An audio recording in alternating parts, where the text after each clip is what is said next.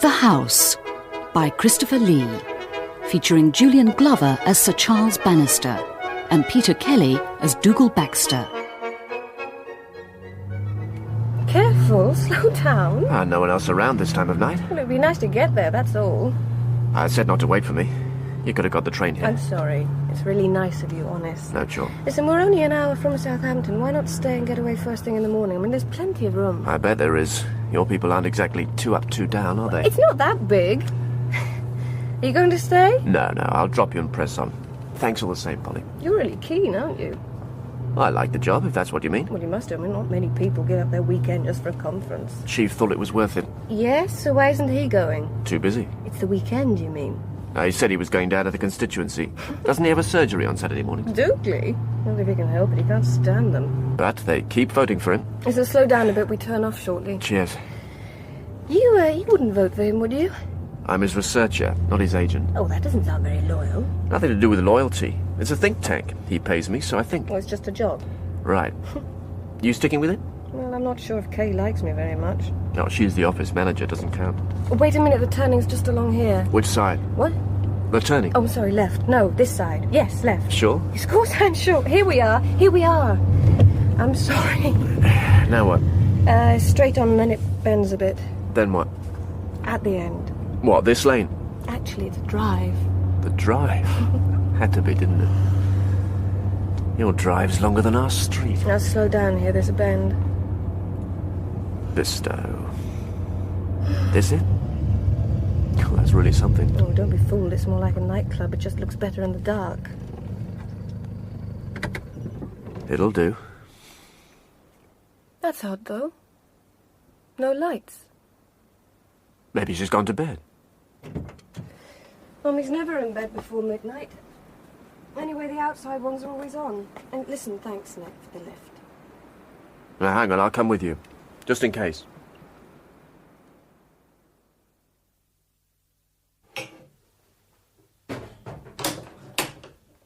Okay. No, she's not in the bedroom. Bathroom? Towels are folded, soap dry. Thank you, Miss Marple. Obviously gone out, then. Well, not without leaving a note. She wouldn't. Where'd you keep the tea bags? Tea in the caddy over there. Well, you said she didn't know you were coming for sure. Mummy leaves notes for everyone. We get more notes in a week than the milkman does in a year. Look, it sounds dark, but you're sure she was coming down? I mean, she could have... Of course I'm sure. I'm sorry.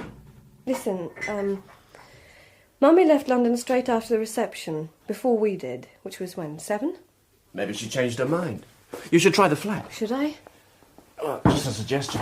But she wasn't going there. Could have changed her mind. But she was in Daddy's cart. Christ, what if she's had an accident? Hey, come on, Paul, steady. Call your dad, perhaps he knows. Where is he, at the flat? What time is it? Just after 12. Well, he should be. Call him then. And if she isn't? Well, if you really think there's something wrong, shouldn't you call him? It's late, but I suppose so. It's odd. I mean, Mummy's not like this. Like what? Well, if she says she's doing something, then... Well, then that's what she's doing. Always a first time. Wait a sec. Daddy, it's me. Can you call me as soon as you get in? I'm at the farm. Love you. Bye-bye. Maybe he's still at the house. On Friday. Well, where do you think he is then? Paul? I heard you. Can't be many places. No. There is one.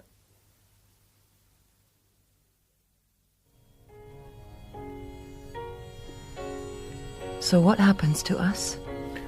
Well, you said it once before. Friends. Hmm? There are friends and friends. We're not very good at being the other sort. What other sort? The just good friend sort. Are we? I suppose not. Then what are we going to do, Chang? What do you want us to do? Everything's changed. We've got to be realistic for once. There's bound to be another election. Oh, not necessarily. Chang, of course there is. And you're going to be back on the soapbox. That makes the world even smaller. A very public place. Too public. What time is it? Half midnight. Let it ring. It could be important. No one's important at this time of night. Lotus eater.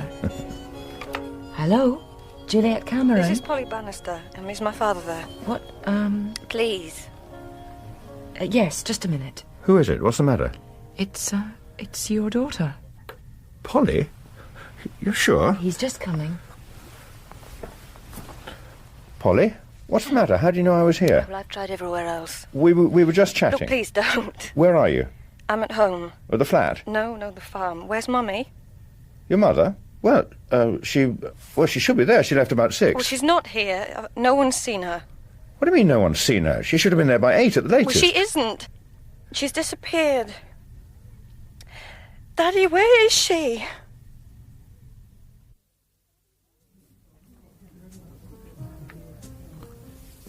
I tell you, my dear, it's a brave new world. Come off it, Dougal. You hate Europe. I like the Italians. What about the French? That's the great test, isn't it? My dear Kay, no one likes the French. Who do we like, then? We like ourselves, same as them. But don't worry, Charles will convince us all that Europe's frightfully good for us. Well, he's hardly onions on a bicycle in Gauloise, is he? Cynic. He's going to be the perfect party chairman. Really? Of course. The party loves him. If he buys it, they do. He's old establishment, old money, stiff collars and waistcoats. Reassuring. Well, that's not the new European image. But he thinks if we dress ourselves in our old British Oh, values... slavery, colonialism and opium wars, you mean? Will you listen, woman? If we do that, then Britain's missionary zeal will reform Europe and keep Britain British. Oh, a return to the double standards we all know and love. Well, he's certainly a master of that. Juliet Cameron. But, being a true patrician, Charles was never found out. Except by those who were doing the same thing. There you go again. Cynicism. The world is full of peccadillos. Is that what I am? My, it does sound as if the natives are restless. Don't belittle me. My dear Kay. Stop my dearing me every 5 minutes. I've told you before, I may be a lot of things, but I am not your dear. And I've told you, yes, you are. You make me sound like a stupid child. I'm not sure I'd allow a stupid child to run my research department. Look, Dougal, I run that office because... well, we both know why. Because I'm your tart. Come on, what started this? I'm fed up, that's what. Why on earth are you fed up? It's a good department. Interesting. Oh, stop it. You know perfectly well what I'm talking about. I've had enough of being used. By me? You're joking. I'm not laughing. What you can hear is a death rattle, ours. Now, wait a minute. No, you wait. I run your think tank because you offered me the job. Well? You offered me the job because I'm your mistress. Keep your voice down. Why, you frightened? I thought we were having a jolly evening. Yes, in the darkest corner they've got, in case we're recognised. I call it intimate. I deliberately asked for this table. Yes, I bet you did. So you can grope me when the waiter isn't looking. Kay, that's outrageous. Yes, it is. I'm glad you finally got the message. Kay?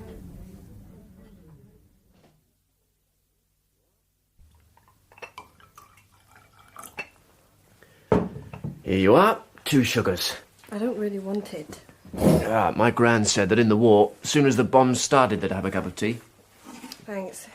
Family at war, eh? Get down, Worcester. There's a good boy. Friendly, isn't he? Dopey, aren't you? A lovely old thing. You know there's something wrong, don't you? What did your father say? He's coming down. He knows where she is. No. How could he? Well, he might have done. I didn't mean that. I mean, how could he be there? Oh, right. It's horrid. Maybe not. Well, she answered the phone. Yes, well... I'm sorry, look, there's no need for you to get mixed up in this. Where is she? Look, did we come the way she'd have come? Well, I suppose so. Well, there you are, then. Look, wherever she is, she's probably safe. Oh, don't! Shut up, Worcester. No, maybe you heard something. Did you leave the door open? No, at least I don't think so. Well, what are you doing? Going to have a look-see. Well, don't leave me here. And good boy, you stay here with Polly. Oh, Mummy!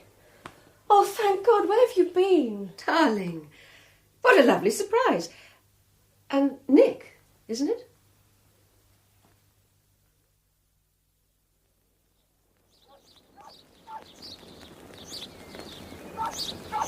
Ah, you're here. So I am. I've been looking for you everywhere. Why are we having a bonfire at this time of the morning? We are not. I am. I see. It's autumn. That's what autumns are for, aren't they? Burning summer leftovers. Yes. Well, how are you? Did you sleep well? Yes, thanks. I didn't wake you. You looked exhausted. Such a long drive from London, don't you find? Look, You would Mary... like to put that lot on, would you? Yes, of course. Right. Do be careful, Charles. You'll burn your fingers. We wouldn't want that, would we? Oh, Mary, please. You gave us a nasty fright last night. Us? Yes, both of us. Polly was worried out of her wits. Oh, you mean Polly? Well, of course I mean Polly. Who else would I mean? Who else indeed, Charles? We were both worried. Ah, worried, not frightened. What's the difference? You said it was a nasty fright. That implies fear. Worried, well, that's just concern. Quite another matter, yes? Mary, where were you? We did rather have this discussion last night. I said I stopped for supper. You never stop for supper. Perhaps that's why I did this time, Charles. Perhaps I'm too predictable. Of course you're not. If I frighten you when I do something which is perfectly normal for anyone else to do, then I must be predictable. Where did you stop? Polly, come and join the bonfire party. You all right? Yes. Don't look so gloomy. And what about your young man? Did he get away on time? Nick's not my young man. It was really nice of him to stay with me. Of course it was. You look the sort of young man who needs breakfasts. I hope we fed him properly. Are you sure you're okay? She says yes. I was worried. Not frightened. Worried stiff. Well, here I am, all in one piece, and as I hear no voices, quite safe. Voices? Oh, Charles, don't look so predictably serious. Voices! Joan of Arc. A bonfire. Oh. Never mind. Come on, let's go and have breakfast.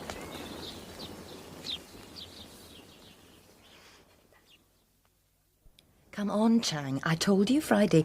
We're very bad at being just good friends, okay? This'll blow over. You and Mary, perhaps. Polly's different. She was worried, that's all. That's all? Isn't that enough? She was being dramatic.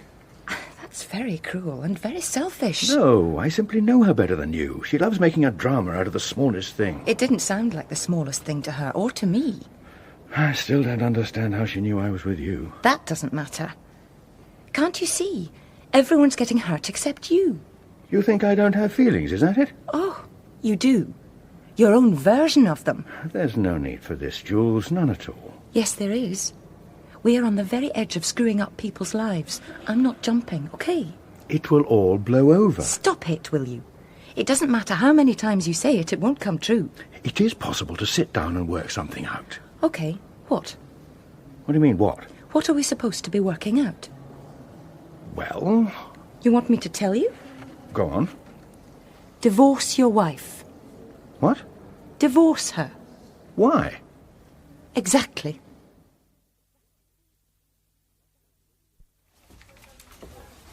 I must say, the waiter gave me a very funny look. Most embarrassing. Serves you right. And he knew who I was. Well, I suspect you paid with your credit card. Of course. Then unless you've got a false name on it, naturally he did. Correspondents have to be cash customers. Oh. I'd have thought you, of all people, would have known that. Of course. I'll remember next time. God, you are absolutely Morning, impossible. Bistos. Ah, Nick. Oh, sorry, Chief.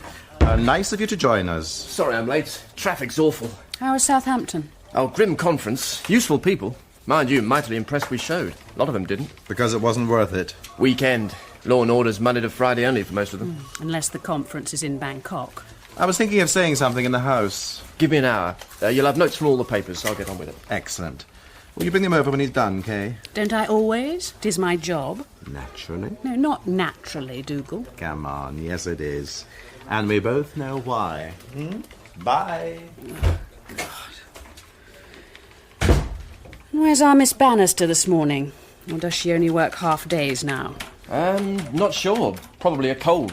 Oh, she was all right when she left on Friday. Well, there's a lot of it about. I'm sure you're right.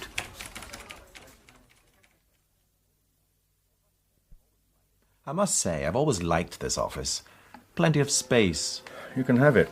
Oh, no, Charles. Not my style. You mean the blame bucket's too close? There is that. No, it's more a matter of image. I'm sure you'd be very good at the job, Dougal. Of course. But? Naturally, the Prime Minister has rather more important things in mind for me. Thank you very much, old man. Don't misunderstand me, Charles. Oh, I've never done that. No. I hear you've been abandoned. What? Who said that? Outside. They said she hasn't come back. Oh, Rose. No, she's staying with her mother. Herne Bay, you know. Mercifully, I don't. Well, I must press on. Thank you for coffee. By the way, good weekend? Very agreeable, thank you. You? Oh, very pleasant. Mary? She's well? Yes, fine. Why do you ask? Just wondered. You saw her Friday. So I did. Charles, tell me.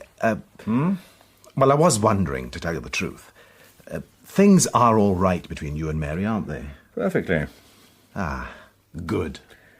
Yes, isn't it? Now, unless there's something else, I really must get on. Well, as you mention it, I have been thinking of making a series of speeches. Good. You'll give me a little warning, won't you? To check them. My speeches? Come on, you know the procedure. You're no longer in Cabinet. I'm told the Bombardier would like me back as soon as possible. And I'm sure Micawber's right. In the meantime... He's told me himself. Meantime, it's best to make sure that anything you might be saying doesn't cross with anything coming out of here or elsewhere. You don't think I would go against party views, do you? You're far too ambitious for that. I simply want to make sure you know what the party views are. Charles, you're not going to be a tyrant, are you? If necessary. Oh.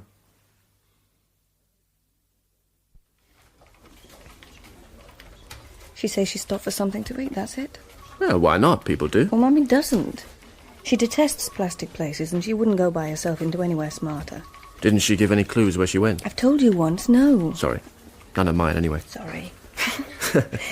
There you are, we're both at it now. Come on, I'll buy you lunch. I've only just got here. Ah, the place is dead. I've done the Chief's notes for his speech. You can stay late. Okay, why not? Polly, we were getting worried. Thought you'd had an accident. I got a lift with Mummy this morning, I'm sorry. Oh, how nice. Well, as it happens, it doesn't matter. But it would have been useful to know. Well, I'll remember next time. Yes, well, perhaps there'll be no need. Right. Yes, that would be preferable. Yes, miss. I'll ignore that. Now, Nick, glad you've got your jacket on. Mr. Baxter wants some Hansard references. We were going to lunch. Both of you? It doesn't matter, honestly. When's he want them? Well, soon. Your notes were fine, but he'd like to have references handy in case he's challenged. It's not a speech, only an intervention. Mr. Baxter never makes only an intervention. You should know that by now. Haven't we got them here? No, you'll need to get them from the house. It'll be quicker to go over. Can't I? Well, I suppose so.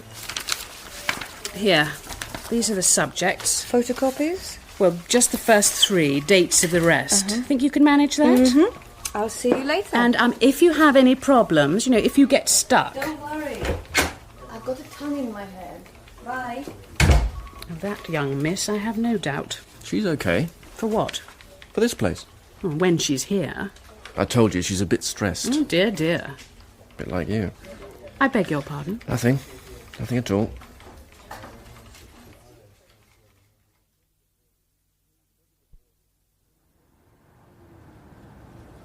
I've told you before, Nick, Kay is someone I trust completely. Oh, understood, Chief, understood. I'm very glad to hear that. It's not always easy. That's why I employ you. Sometimes stuff comes our way. Your way, not mine. Fine, okay, comes my way, and, well, the labels get mixed. I could never condone the idea of keeping a dossier on anyone, let alone my closest friend. Look, let me put it another way. I'm not sure there is another way. Okay, I'll forget it. Theoretically, Nick, what was your other way? Theoretically, you understand. Right. Look, when I get info about people we know, then it's got to come from someone, yes? Presumably.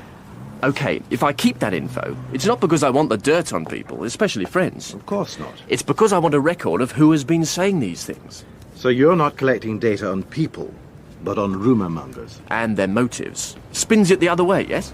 Perhaps. But not with the Bannisters, okay? Which is why I was interested in Kay. Careful, Nick. All I'm saying is, Kay took a really hard line. She was the one who was interested in Polly's weekend. Wanted to know everything. You told her? Very little. How interesting. And you think? Nothing for a cert, Chief. But it wouldn't hurt to run a check. What on earth do you mean? You see, the people who really know what's going on are the messengers, the doormen. Go on. Well, they talk to each other. Duty on the door usually hears where the cabs are going. Member says to the cabbie, Fred's Caff. Then 10 minutes later, one of the secretaries or researchers tells another taxi, Fred's Caff. Well... And the people on the door listen. Do they ever? Why are we interested? Well, Chief, strikes me that we've got a lot of hot stuff. We don't want it drifting, do we?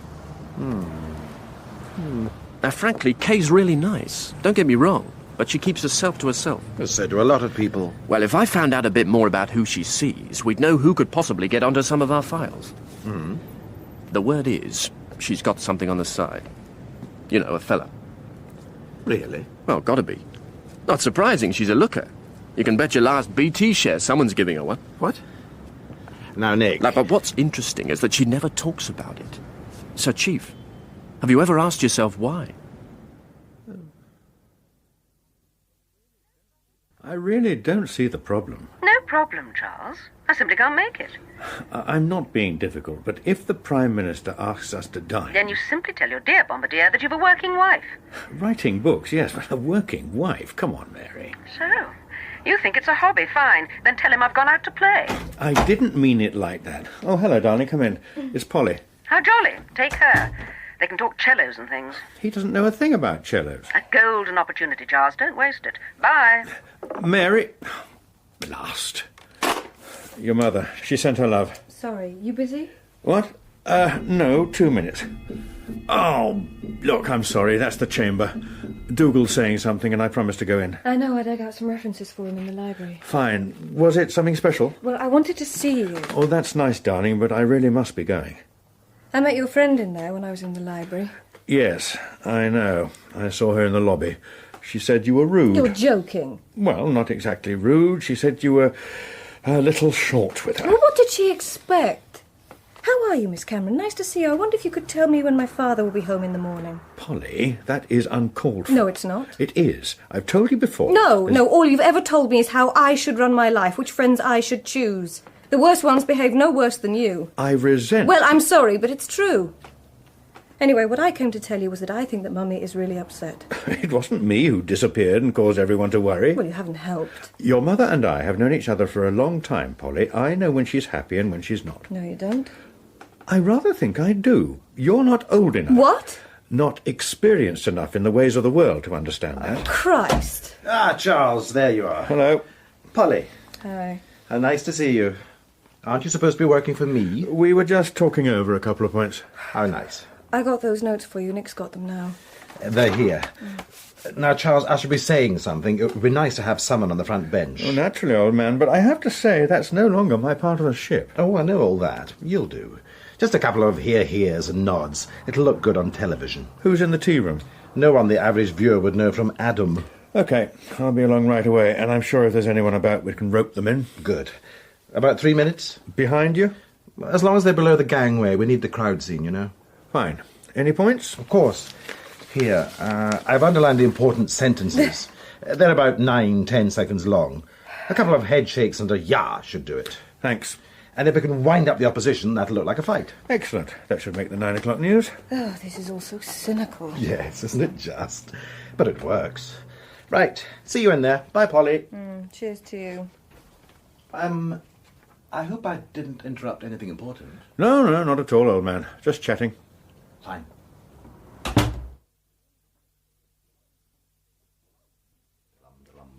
Oh! Sorry. Sorry, my fault. Here. No, please, no need, I can manage. So I'm I told. beg your pardon? I'm told you're a good manager of situations. Are you saying something, or am I just hearing things? I am. I hear quite a lot of what goes on in this place. I bet you do. Excuse me. Oh, that's good. That's very good. That makes it much easier. I really must go. Yes, that's what I was going to say. It is time you went. Time you followed another horse. I'm not a gambler, Mr. Baxter. Oh, but you are, Miss Cameron. You clearly are. Let me just say... As I said, I must go. As you said. But you haven't, have you? You really do want to hear what I have to say. It's very simple. Stay away from Charles Bannister. I beg your pardon? Just do as I say. Are you threatening me? Of course I am. You're what? Good grief, Miss Cameron. You didn't think I was asking a favour, did you? Whatever next. Just stay away. Understood? Don't be silly. Of course I can't.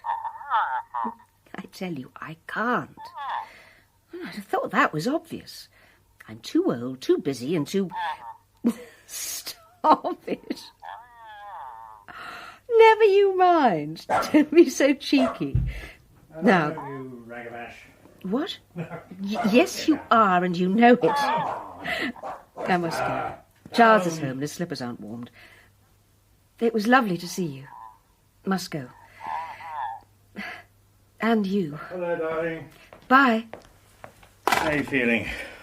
Hello. Feeling? Am I supposed to be ill? I suppose not.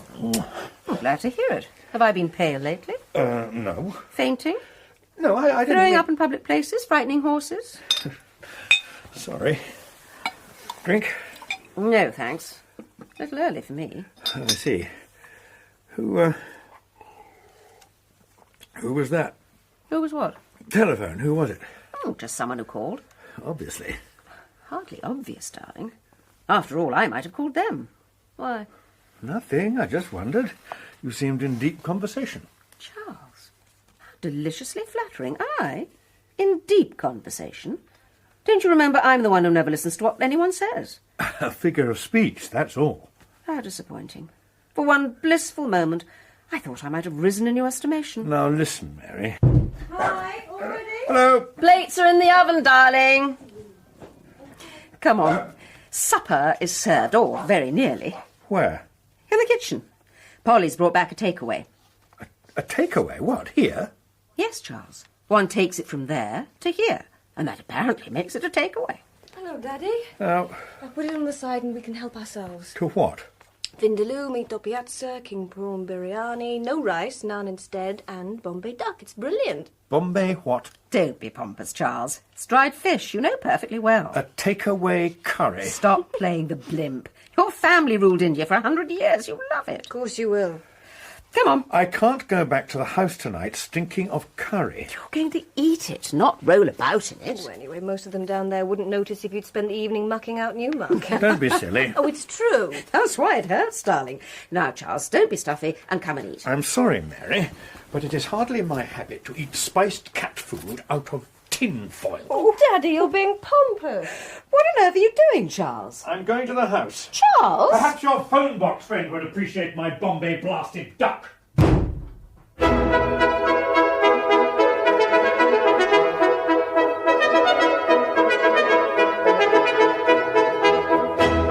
The House featured Julian Glover as Charles, Peter Kelly as Dougal, Isla Blair as Mary, Siobhan Redmond as Juliet Cameron, Ruth Gemmell as Polly, Jane Booker as Kay, and Julian Dutton as Nick.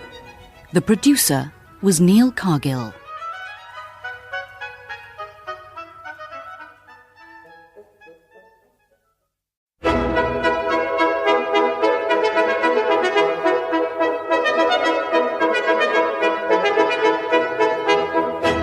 The House by Christopher Lee, featuring Julian Glover as Sir Charles Bannister and Peter Kelly as Dougal Baxter.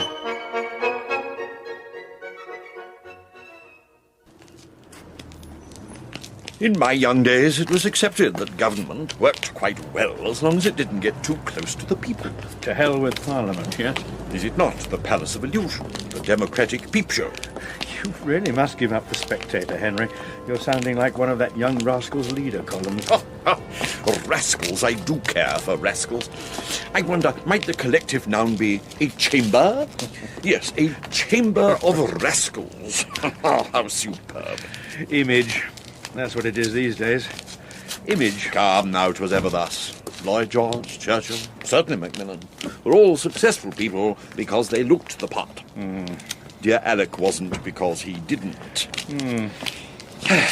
I must leave you. Thank you for lunch. Your club always puts on a recent bit of fish, most agreeable. Good. I'll walk with you. Sorry about the ladies. Progress, dear heart, progress. Or is it? I must say I voted against them. I thought you abstained. On membership, yes, but I drew the line on them coming into the dining room. Oh, of course you did, dear boy. Such gigglers at the sight of a reasonable sherry. But there, that's democracy for you. Some members care for it. I don't myself. Democracy?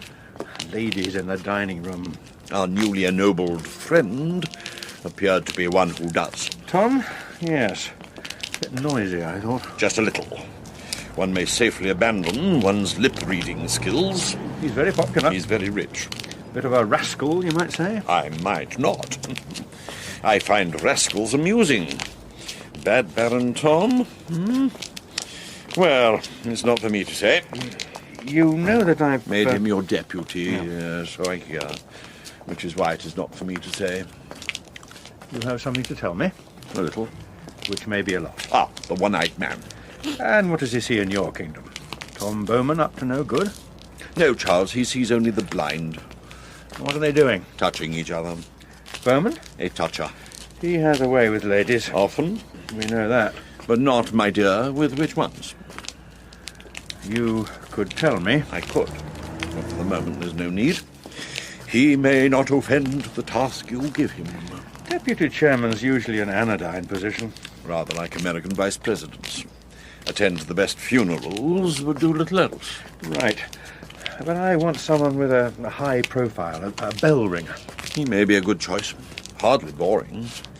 And as you say, Charles, it's a matter of image.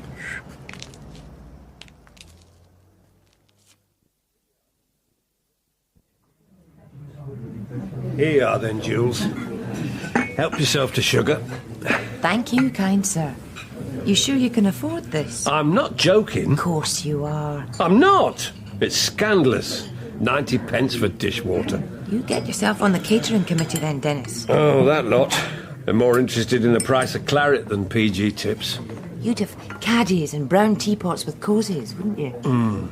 It's more like a golf club here nowadays. The people are important, not the price of the tea.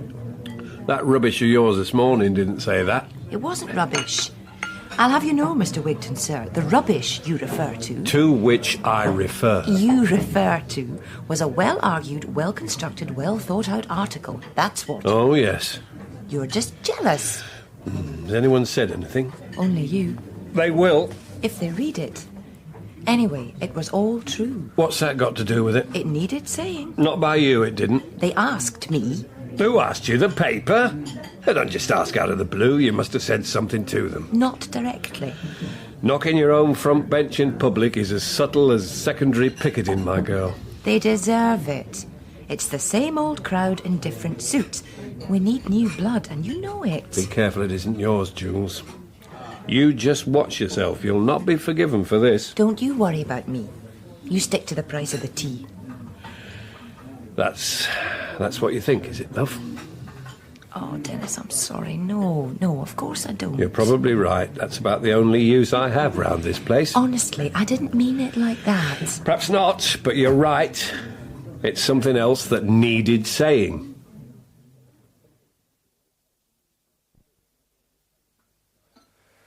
That was smashing, darling. No mustache. No one knows I'm here. It's hardly an assignation. Whatever sin we live in isn't ours. Not at this time of day, it isn't.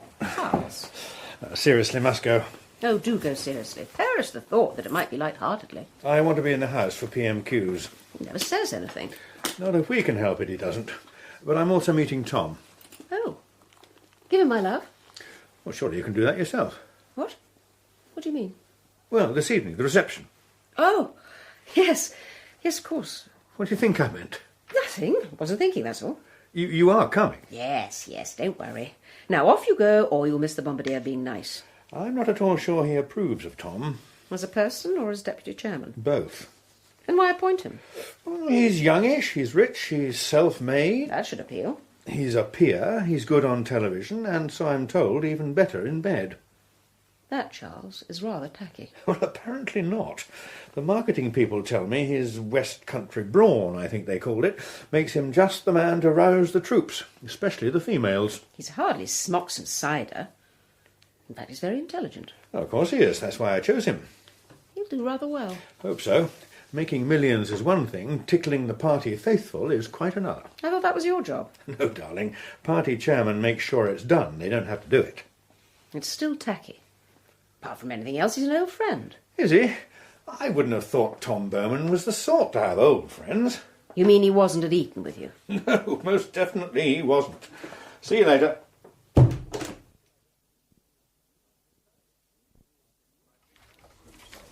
Right, Bistos, this is the real thing. Ah. Glass for you. Thank you. For you, Chief. That's very kind. One for me, and one for absent friends. Now... Careful, don't point it at me. Oh, I do love vulgarity. Steady, you're spilling it. Think yourself lucky I'm not Nigel Mansell. Cheers. Cheers. Happy birthday, Nick. Yes, happy birthday, Nick. I'm sure it will be. Pity Paul didn't get back. Oh, it's very big of her to look in at all this morning. Meow. I am running this office for you, or am I mistaken? Sometimes she treats it as a powder room. Oh, she was in here at 7:30 this morning, spitting hard copies off the dragon and packaging it for his nibs. Conscientious, like her father. Surely she's not over there still. Lord Bowman asked her to go through it with him. The only thing Bowman ever asks a woman to go through is his bedroom door. Well, Paul can handle it. Of course she can. Anyway, cheers again. Yes, cheers. I'm sure there are more dangerous things in Westminster than Tom the Bowman. We could all be run over by buses. You've never been on a bus. The Lord Curzon of the 90s, aren't you? What happened to him? Curzon? The poor man was goaded into travelling home on a bus. To prove that even though he didn't have the common touch, he knew what it was. Right. Didn't quite come off. Well, he got knocked over. Good Lord, no. He simply spoiled it by asking the conductor to drop him at number 3 Eaton Square. Do you think it's true? Why not? Ghastly things, buses. Full of ghastly people. My old man was on the buses. Yes. Well, he probably knew Lord Curzon then. Now... Nick, Polly for you on 3. Oh, right. Excuse me, Chief. That wasn't very kind. I'm not Mother Teresa. Well, there is something in between. Oh, hello. Not in this office. He's a nice lad. I thought you said he was dangerous. Too much muckraking, I seem to remember. Oh, he's calmed down. Really? He has, I tell you. He's scrapped all the personal information discs. He's only interested in political files. Ask him. Is that why he wanted to run a check on you? I beg your pardon? Oh, don't worry, I stepped on it. But just remember that next time you weep for his humble origins.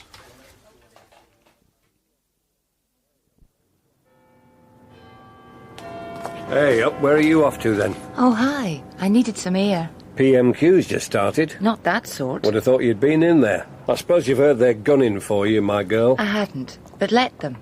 He'll have you in.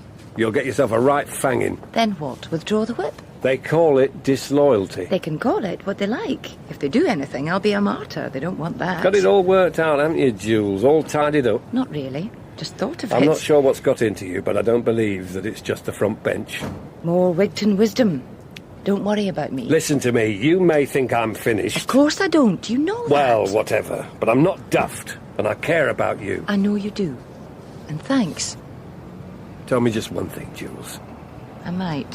What? Is it Charlie Bannister? Dennis, I really don't know what you're talking about, honestly. And I'm not sure you do. I told you I'm not daft. When you care for someone, you keep an eye on them. Sometimes you wish you hadn't. You see too much. No, Dennis, it is not him. There is nothing there. There can be nothing there. There won't be anything there. I'm sorry to disappoint you. You can come away from the keyhole. You old fool, Wigton. You flaming old fool.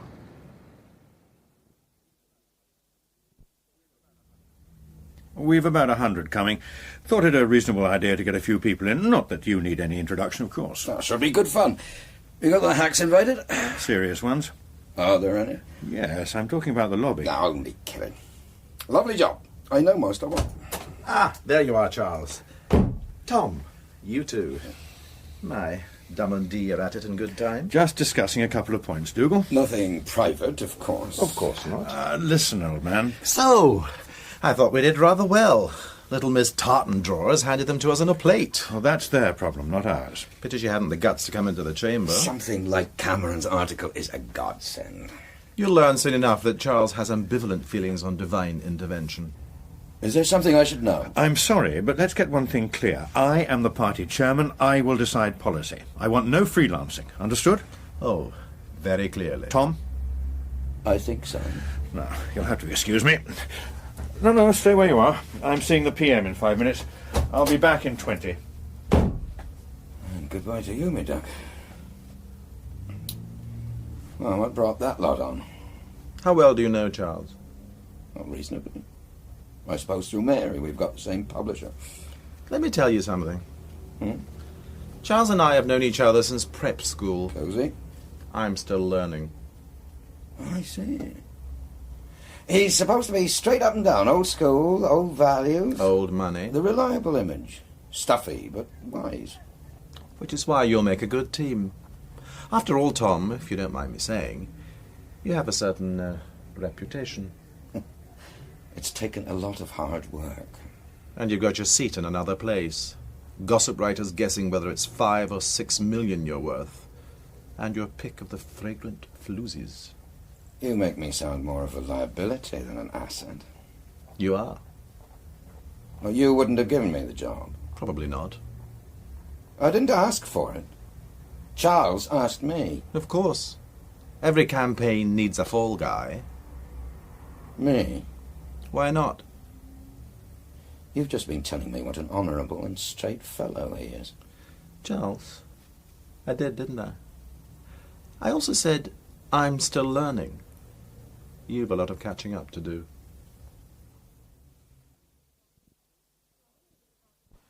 I think there's a part of Charles which rather envies him. I hardly know which part that might be. Himself's always avoided headlines. Our dear Bowman appears to write them. It's got more to do with being himself. Charles can't quite understand it, so he's fascinated. The man's a fraud. Tom? Certainly. The bumpkin image is quite contrived. Not entirely. The pipe is purely for the cameras. So are his cider press phrases and sayings. And as for his bedroom antics... All right, I know all that. That's what Charles finds fascinating. How is it that such a man can get away with it? Does he? Of course he does. When Tom's scandalising in the gossip columns, he loves it. So does everyone else. Simply a matter of temperament. And how? When Charles is even mentioned in the papers, he agonises for days. It's late. I must be off. It isn't, Henry, but yes, I suppose you must. I'm sorry about this evening. Not to worry. Short notice, quite understand. Nice to see you. What was it you wanted? Did I? Of course you did. You always bring flowers on purely social calls. And not a blossom. Well? Well, nothing really. It's just... Charles was asking me if we happen to know anything about Lord Bowman. Such trusting friends. A casual remark of that, I'm certain. Charles never makes casual remarks. And? A little. I mentioned to Charles that I might check. Why tell me? I'm hardly interested in your grotty little nosy parkery. No, I hope not, my dear. All the same, I thought I'd mention the department was playing in the dustbins once more. What do you expect to find? I sincerely hope, my dear, that there's nothing to find.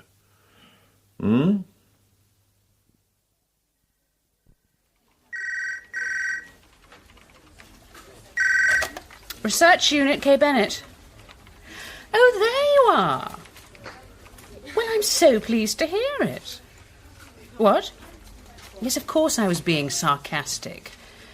Good. See you shortly. Paul? She's very sweetly agreed to come in for the rest of the day. That's not the way to handle her. Oh, no, we're expected to handle her, are we? She's that precious. Well, things on her mind. It would be too much to expect that some of them would include work. Look, I told you earlier. Yes, I know. She was up with the milk, working before the Charles had so much as flicked a duster. And Lord Bowman told the chief he was impressed. Impressed? Bisto. Oh, then she couldn't have flinched. Unnecessary. I wouldn't dream of prying. Not in your sleep, you wouldn't. But this time last week, you were putting her down. What's changed? She's good value. I hate to think for what, nor how she's convinced you. Now, that's not nice, is it? I told you, she's cheesed. A lot on her mind. And you're holding her hand. How big and brave we are. Black tie tonight, is it? Bannister Towers? So? One of you is a fast worker. They've got Lord Bowman going round to eat. Oh, Nick. When will you learn? The Bannisters don't have people going round, and they don't go to eat. They dine. When I was a kid, I thought you had your dinner about 12:30. So what changed that? Oxford. But they never got rid of your chip, did they? Not a bad thing. Means you have to go for it. No time to sleep. I hope you've told Polly that. What is it with you? According to you, everyone's rotten. Perhaps they are. Maybe not everyone. Well, you should know. You're the one with a computer. You're the one who never sleeps, remember? At least I'm not scared of my secrets. Is that meant to be cutting? Well, it's got you going. Where are you off to tonight, then? That, Master Nick, is none of your business, and don't you forget it. I won't. But others might. You know, in the good old days, this sort of thing wouldn't have happened. People didn't tamper with committees because there weren't any. That's why. Any road up. Can't you get your people to do something? We don't need a new chairman. But he hasn't said he's going to resign. I'm telling you, the pressure's on him. Have a word with your lads, will you? Truth is, Dennis, my writ runs outside, not inside the house. Oh, yeah. Your boss listens to you. Everyone knows that. Maybe. If you say it's bad for business, then he'll kick back sides. Nothing's happened yet. He hasn't said he's going, and no one said he should. Take it from me, they will. Now's the time to put on the tackety bits. There's no need for the folksy stuff. I'll see what I can do. Good lad. Don't be patronising. Now, I must be about my leader's business. Yeah, right you are. Yes? You, seen young Jules on your travels? Here and there. Why? She's in the Clag, you know. She's not the first backbencher to write for the papers. And slag off her own party. I imagine she can look after herself. Wasn't very smart. Not at the moment. When is? Certainly not now. New team, you see. They'll knife her, you know. They may be dripping with qualifications and the like, but they're still ruthless. Like your generation. And yours. Jules will survive. She's got a lot of spirit. This has nothing to do with spirit. You should know that. Should I? Of course you should. She's angry. Wanted to hit something. Front bench, well, it's the biggest target. And she'll not get away with it. Where's the anger coming from? Ah, that's another one for you, my friend. I was hoping you'd tell me.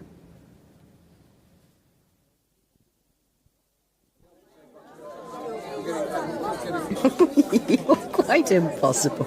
I've told you before. Women of my age. Our age. Of my age. Anyway, you're not a woman. Women of my age don't do that sort of thing. Of course they do. They're the only ones who do. Well, I don't. That haven't. Not done. Stop it. Anyway, it's nothing but fantasy. I'm too late.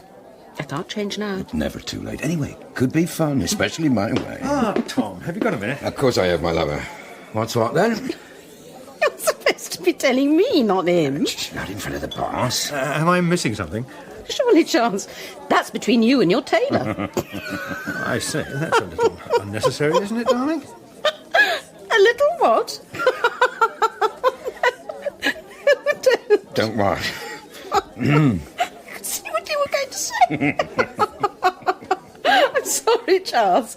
I really am. It's one of those terrible things. Once you start, you can't stop. Yes, well, I'm afraid we're going to have to. Tom, I want to say a couple of words, but will you have a quick chat with the PM before I do? Of course I will. He's off to Washington first thing, wants to get away. Lovely job. See you later. Mary, we really must have an agreement that sparkling water's our tipple on these occasions. Oh, you stuffy old what's it, Charles? This is water. Oh, I'm sorry. The ice and lemon. I thought it was gin or something. Did you? Yes, I'm sorry. You were, Got the giggles? Enjoying myself? I suppose so. You suppose correctly, darling. But it wasn't coming out of a bottle. Ah, there you are, Nick. We thought you'd got lost. Sorry, Chief. Paul needed a hand. My God, every time we ask her to do something, our senior researcher has to hold her hand. Why? You didn't actually say that, did you? Right, no. She's picked up some gin in the committee corridor. Seems there's a hooly brewing. Oh, that. Oh, that what? Well, presumably super sleuth here means another committee chairman not towing the line. This committee are asking the wrong questions. Problem is they've been asking the right ones. That, Nick, depends which answers we want in circulation. You never mentioned it? It's not important. Not to us, anyway. Well, it could be if we can get a grip on all the questions and the answers. Whatever for? So that I, my dear, can drop inside information into the bombardier's hut before, you understand, the matter becomes a red facer. Precisely. But the whips know all about it. They must do. Of course, but that doesn't mean the PM does. Paul says the Gestapo is behind it. The whips are behind everything. Or they're supposed to be. That's their job. So why are we interested? Because, my dear Kay, the whips like to run things. Number 10 is getting a bit fed up with it. Too much power. You're learning. What else? Well, 10 needs the Gestapo to keep everyone in line, but doesn't like not knowing what's buzzing. That's always been the case. Not always. When Charles was chief whip, he always kept 10 in the picture. Well, he wouldn't have dared to do anything else. It wasn't a matter of daring. He told 10 before it went on. Magic. The PM should never be surprised. Charles made sure there were no surprises. But he's still got the chop. Everyone knows that. And then what happened? A knighthood, and now the chairmanship. Bit of a player, wasn't he? Is Nick. Charles Bannister is, not was. I was hoping Polly would have come. These occasions are rather useful. I hope she's not reduced to that.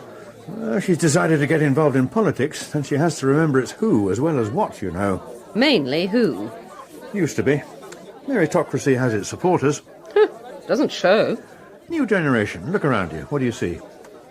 Same people, same conversations, same sparkling burgundy, and naturally, or rather not, depending on who you believe, same sparkling water. I apologised. You didn't. I said sorry, twice. Sorry from you is not an apology. It's an expression of embarrassment. What's the matter? Is there something? There must be. Where does it say that?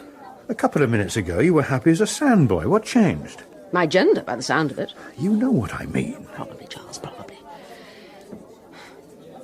I'm sorry. There's no need to apologise, darling. You were slipping, Charles. How'd you know I was? You must understand, Nick, on these occasions, people who really matter have to show up. Right, Chief, yeah, a pretty short regrets list, yes? Of course. If you're taking politics seriously, always say yes. What happens if you're not invited? Then you don't exist. Blackballed? You have to exist to be blackballed. How do you know which receptions to go to? If the PM's on the list, so must you be. It might not be that important. You can always tell. Quite important people go to parties. Important people hold them. What about very important people? They don't have to go. Well, the Prime Minister's here. But it doesn't have to be. What about the common touch? There isn't a single commoner invited. Except the pretend ones, like him.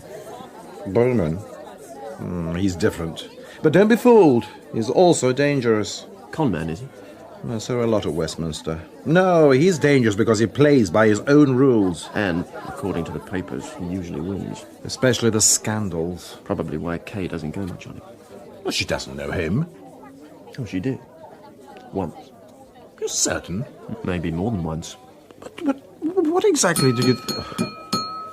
Prime Minister, my lords, ladies and gentlemen, and, if I may say so, more simply, friends. Try turning your back, then we'll see. As you know, we've gathered this evening to celebrate, perhaps launch is a better term, the new team. Oh dear, this could take some time. He's big with this lot, isn't he? Of course, but then it's only Monday. We must not be complacent. The task ahead is going to take a great deal of stamina from everyone in this room.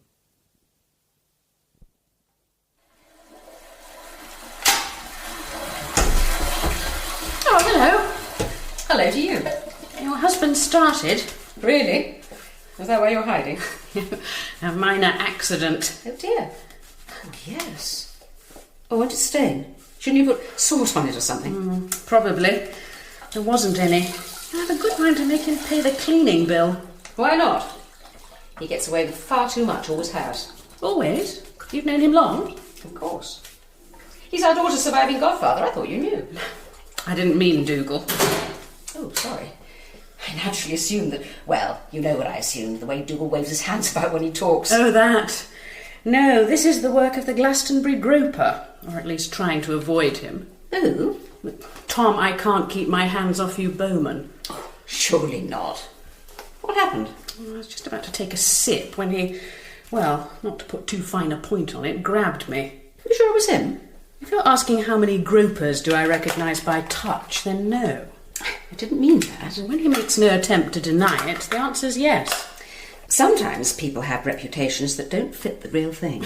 He's the real thing, all right. And I, for one, don't intend ending up as one of the famous Tom Bowman diary entries. Sure, that's just talk. Mentions of the papers. Not if you're in it, it's not. And so finally, let me give you this message. Tom Bowman and I have a single purpose. Watch the PM, Nick. We must make sure He's bored. that the simple message Come is on, easily Charles, understood, wind it up before not he just falls by our own over. people, Which is why he needs but the Bowman. country as a whole. We By shall the by, be clearing the Nick, path what was that you were for the saying next about election, him and Kay? Brighton not conference with a couple of years arms, back. What but happened? with the Well, Prime in the Minister's shower. policies So I heard. Well, that's based on ridiculous. Not if you're self-respect, enjoying it, Chief. compassion, and our campaign for family values and decency.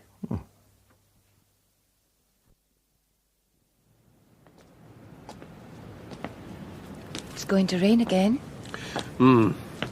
Needs a lot of it to wash down a Mercedes. What's that got to do with it? Farmers. What? No, nothing, just a joke. Farmers always complaining, rich, Mercedes. Get it? Sorry, I'm a bit slow tonight. Anyway, I thought they had Volvos, not Mercedes. Probably right. You usually are. But perhaps not this time. We'll see. No, Jules, you can't pick and choose. Not in this game, certainly not in opposition. You make me sound like a spoilt brat. You are, in some ways. Thanks. No, seriously. You've got a good mind, you know how to use it, and you could have a big future. That's not how they put it. Well, what do you expect them to say? Nice little article in the paper, Miss Cameron. Nice to see they spelled our names right. Pygmies. Unelectable pygmies. That, Jules, is not for you to decide. Who then? Voters. They're the people with the crosses, not you. And they've said no. Last time. Perhaps not next. Or the one after that, or the one after that. You told them that? I didn't have to. They'd read the paper. I could see it in their eyes. Look at an infantryman's eyes and you can tell how much war he's seen. What's that? Some American in the last war. He was right. That's what you saw tonight. Tired infantrymen. No generals. No, love. Not a flaming general among them. So you agree with me? Yes. I suppose I do. And? Doesn't have to be any and, does there? That's giving up. There's plenty to be done in that place without worrying what might happen in a couple of years' time. I worry. Well, good, so you should.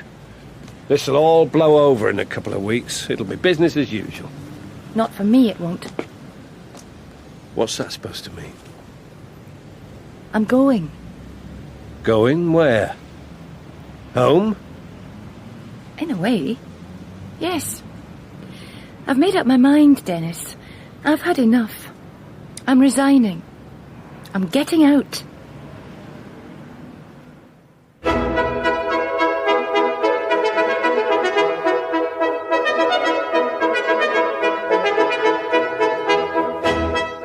The House featured Julian Glover as Charles, Peter Kelly as Dougal, Isla Blair as Mary, Christopher Benjamin as Henry, Siobhan Redmond as Juliet Cameron, Jane Booker as Kay, Julian Dutton as Nick, David Ryle as Wigton, and Bill Wallace as Tom Bowman.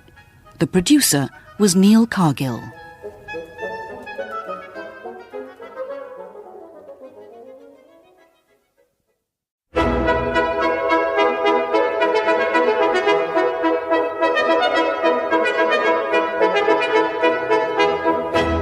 The House by Christopher Lee, featuring Julian Glover as Sir Charles Bannister and Peter Kelly as Dougal Baxter.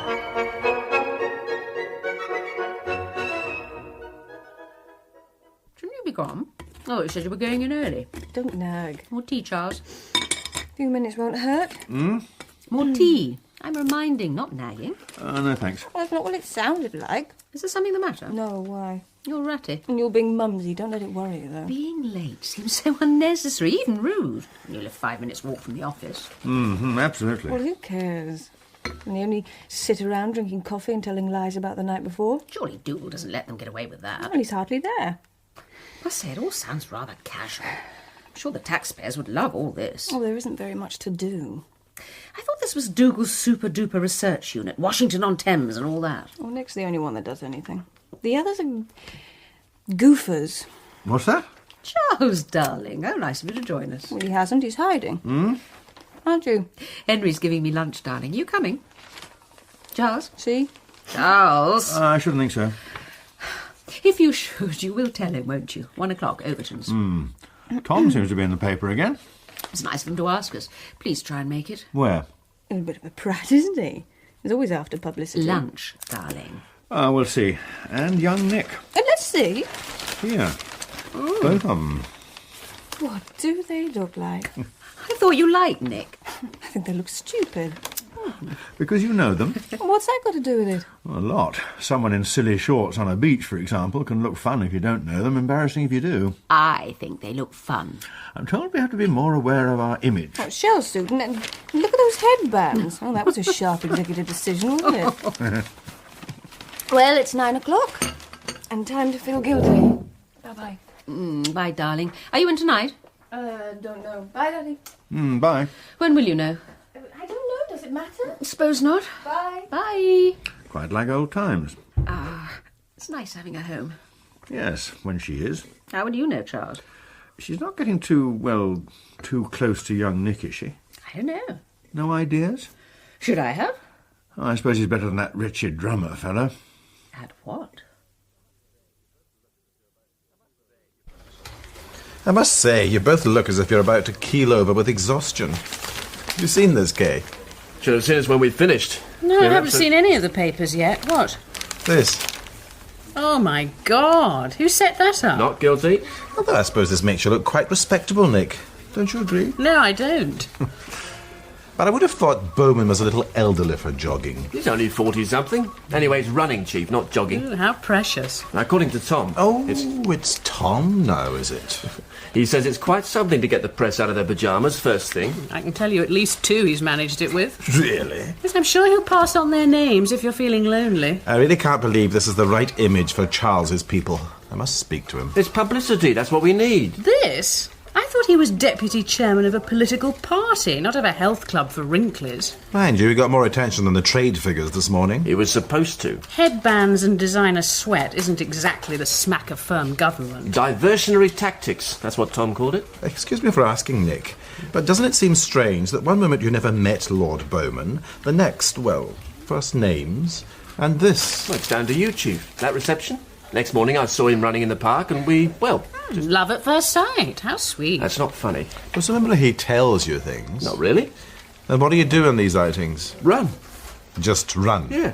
And that, my lord, is the case for the defence. Just give it a rest, OK? Ooh, touchy. Look, it's no big deal. I got to meet Lord Bowman. Great. We run. Great. He says call him Tom. Great. End of first feature.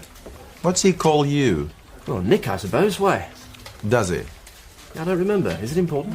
Bowman has total recall on female telephone numbers. Everyone else he calls love. Nothing wrong with his memory, then? Until it comes to names, then he's very choosy. Right. So, Nick, perhaps you should make sure he remembers yours. OK, love?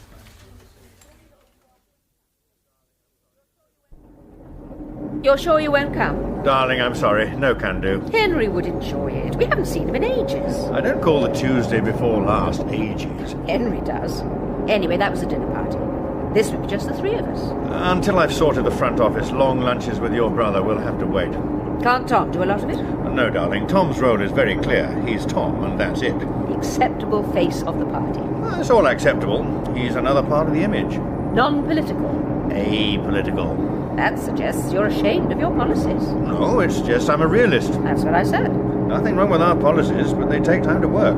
Send in the clown. I don't think Tom would like to be seen as a latter-day Grimaldi. He doesn't. Who says? He does. When did he say that? Oh, I don't know. Sometime. He said it to you? I suppose so. I might have heard it from someone else. Is that likely? Could have imagined it. Perhaps at the party last week. I imagine it must have been. Am I being cross-examined? I'm interested. So it seems. If Tom has doubts about the job, then I'd like to know, especially if he's telling you and not me. I didn't say he was. Look, it doesn't matter. Then why behave as if you were back at the Bailey? Well, I didn't mean to. I'm sorry. Drop me in front of the main gate, will you? Right, you are. Are you taking it on? Don't look so worried, darling. Window shopping only, I promise. Fine. Give my love to Henry. I will. Oh, there's good timing. You can give my love to your little friend. What little friend? Oh, I see. You're being silly again. Of course I am, darling. Bye. Burlington Arcade, if you will. Okay, love. Love? That'll be the day. Silly? Of course I'm being silly, Charles. Why not? It's so very fashionable. I say, quick, would you pull over there? There, by the pillar box. Okay, no. Hi! There you are. I tried to call you.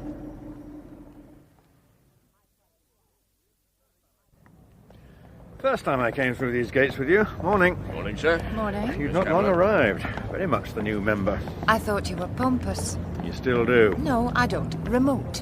From you? Wish you were. No, you simply don't know how the other half lives. Out of touch. No, you've never been in touch. That's a little hard. Hard times are here to stay, or hadn't you heard? Yes, indeed. I did hear you had a hard time yesterday. I'm sorry. Why? I wrote the article. The newspaper printed it. I'm still sorry. The so-called executive committee was offended. They went through their threatening act. It's down to me, not your fault. I'm not apologizing. I'm sorry. There is a difference. Oh? I meant it. I am sorry. It's never good to see a friend losing faith. There's no loss of faith. I still believe in the party. But not the leadership. Not my business, sorry. Regret or apology this time? Was it worth it? Do you mean how much did they pay me? You know I don't. Anyway, it was probably £300. How did you know that? You've been checking. No, that's the going rate. Mind you, I'd have thought indiscretion must be worth at least another 100. But they've all done it. The whole thing about opposition is saying what you feel. Not publicly. Nowadays, everything is public. That's something you have to accept. No, I don't. I didn't say conform. That's what you meant. I didn't. What then? You have to accept that everything you say will be taken down and one day be used against you. This is London, not Washington. Once. You know, Chang, we really are miles apart. Aren't we? If you have to tell me, then ask me, well, perhaps you have some thinking to do. Perhaps. I've had enough. Time to move on. After 4 years? Nonsense. It'll all blow over. What will? The fuss. Your agent, executive committees, disciplinary committees, everything. And me? Try a long weekend of constituents moaning about bypasses. That'll soon clear your mind. You really don't understand, Chang, do you? Pat the little girl on the shoulder. Tell her not to forget her dinner money. I meant it. Of course you did. Not of course. I did, because I'd thought about it. Don't you understand? I believe what I wrote. We all do. Sometimes. It's that sometimes that I hate. Oh, that is pompous. It's important to me. I see. How important? I've resigned. You? What? Just like that? No, not just like that. If it were, then yes, you'd be right. Nothing more than a little local difficulty tucked somewhere in a corner of my head. Absolute rubbish. You can't possibly go. Oh, yes, I can. No. You're doing it to me again. I'm going, and that's that.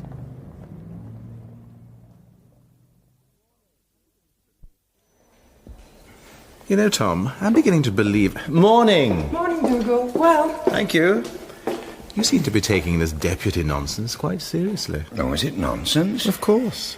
I could name you more Belgians than past deputy chairman. And so why are you interested, my lover? It seemed to me that you could do with some help. You? Oh, no, I'm far too busy, you understand. So many people rely on me. For what? Advice, of course. Good with unwanted pregnancies, are you? When they're political ones, yes. Okay, my son, you can have that one. What are you suggesting? As you know, I have a research department. Oh, no thanks. I'm staying kosher until I got my feet under the table. I'm offering one of my staff, young Nick. Ah, the junior devil you know. Yes, I like him, yes. He's not a hustler. Of course. I've trained him. I wonder you have time. Very amusing. He's good. Analysis, forecasting, monitoring. He's spot on. Gets it right. Front office has got him growing on shelves. Every would-be MP in the party banging on the door offering their services. And you have to take your turn with them. Sometimes. Nick would belong to you. Why? That would be the arrangement. No, love. Why the offer? It wouldn't be a secret. And if he comes up with the goods and I sell them, you get a pat on the back, eh? We both do. I'm not trying to get back into cabinet. I don't need it. Oh, but you do. If the organisation and the cheerleading doesn't work, you'll get the blame. I'm just the deputy, remember? 6 below King Leopold. Ah, yes, but you're the one with the big smile. You're the individual, the personality. You're the one with the Ferrari. You think Charles would duck the blame? It wouldn't even come his way. He's already thought of that. Well, but my job's nothing more than pressing the flesh. Opening fundraising dinners, groping premenstrual needs. And if it all works? Then it does. And you don't want anything else? What's bigger than a coroner? A red box. Nope. Too much like hard work. And you'd say no? It wouldn't be offered. Okay. Only a thought. I'll see you later. Hey, just a minute, sunshine. Are you telling me you know something? Tom, understand me. I'm telling you I know more than you.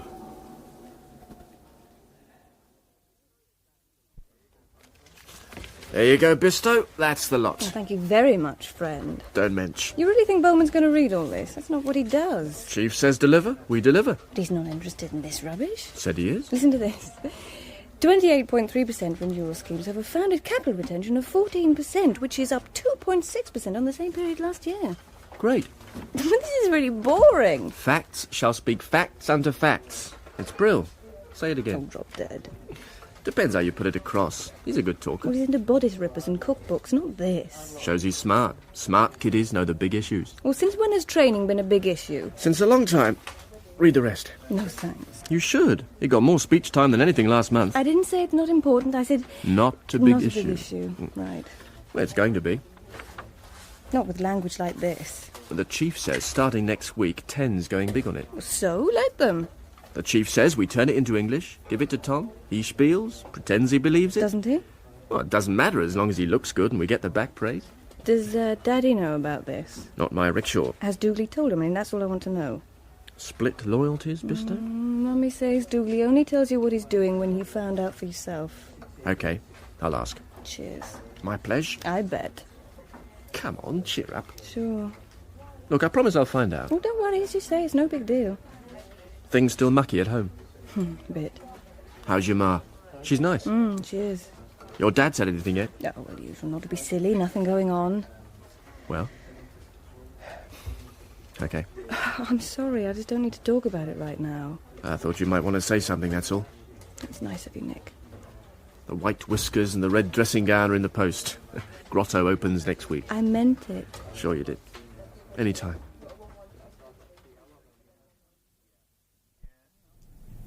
Yes.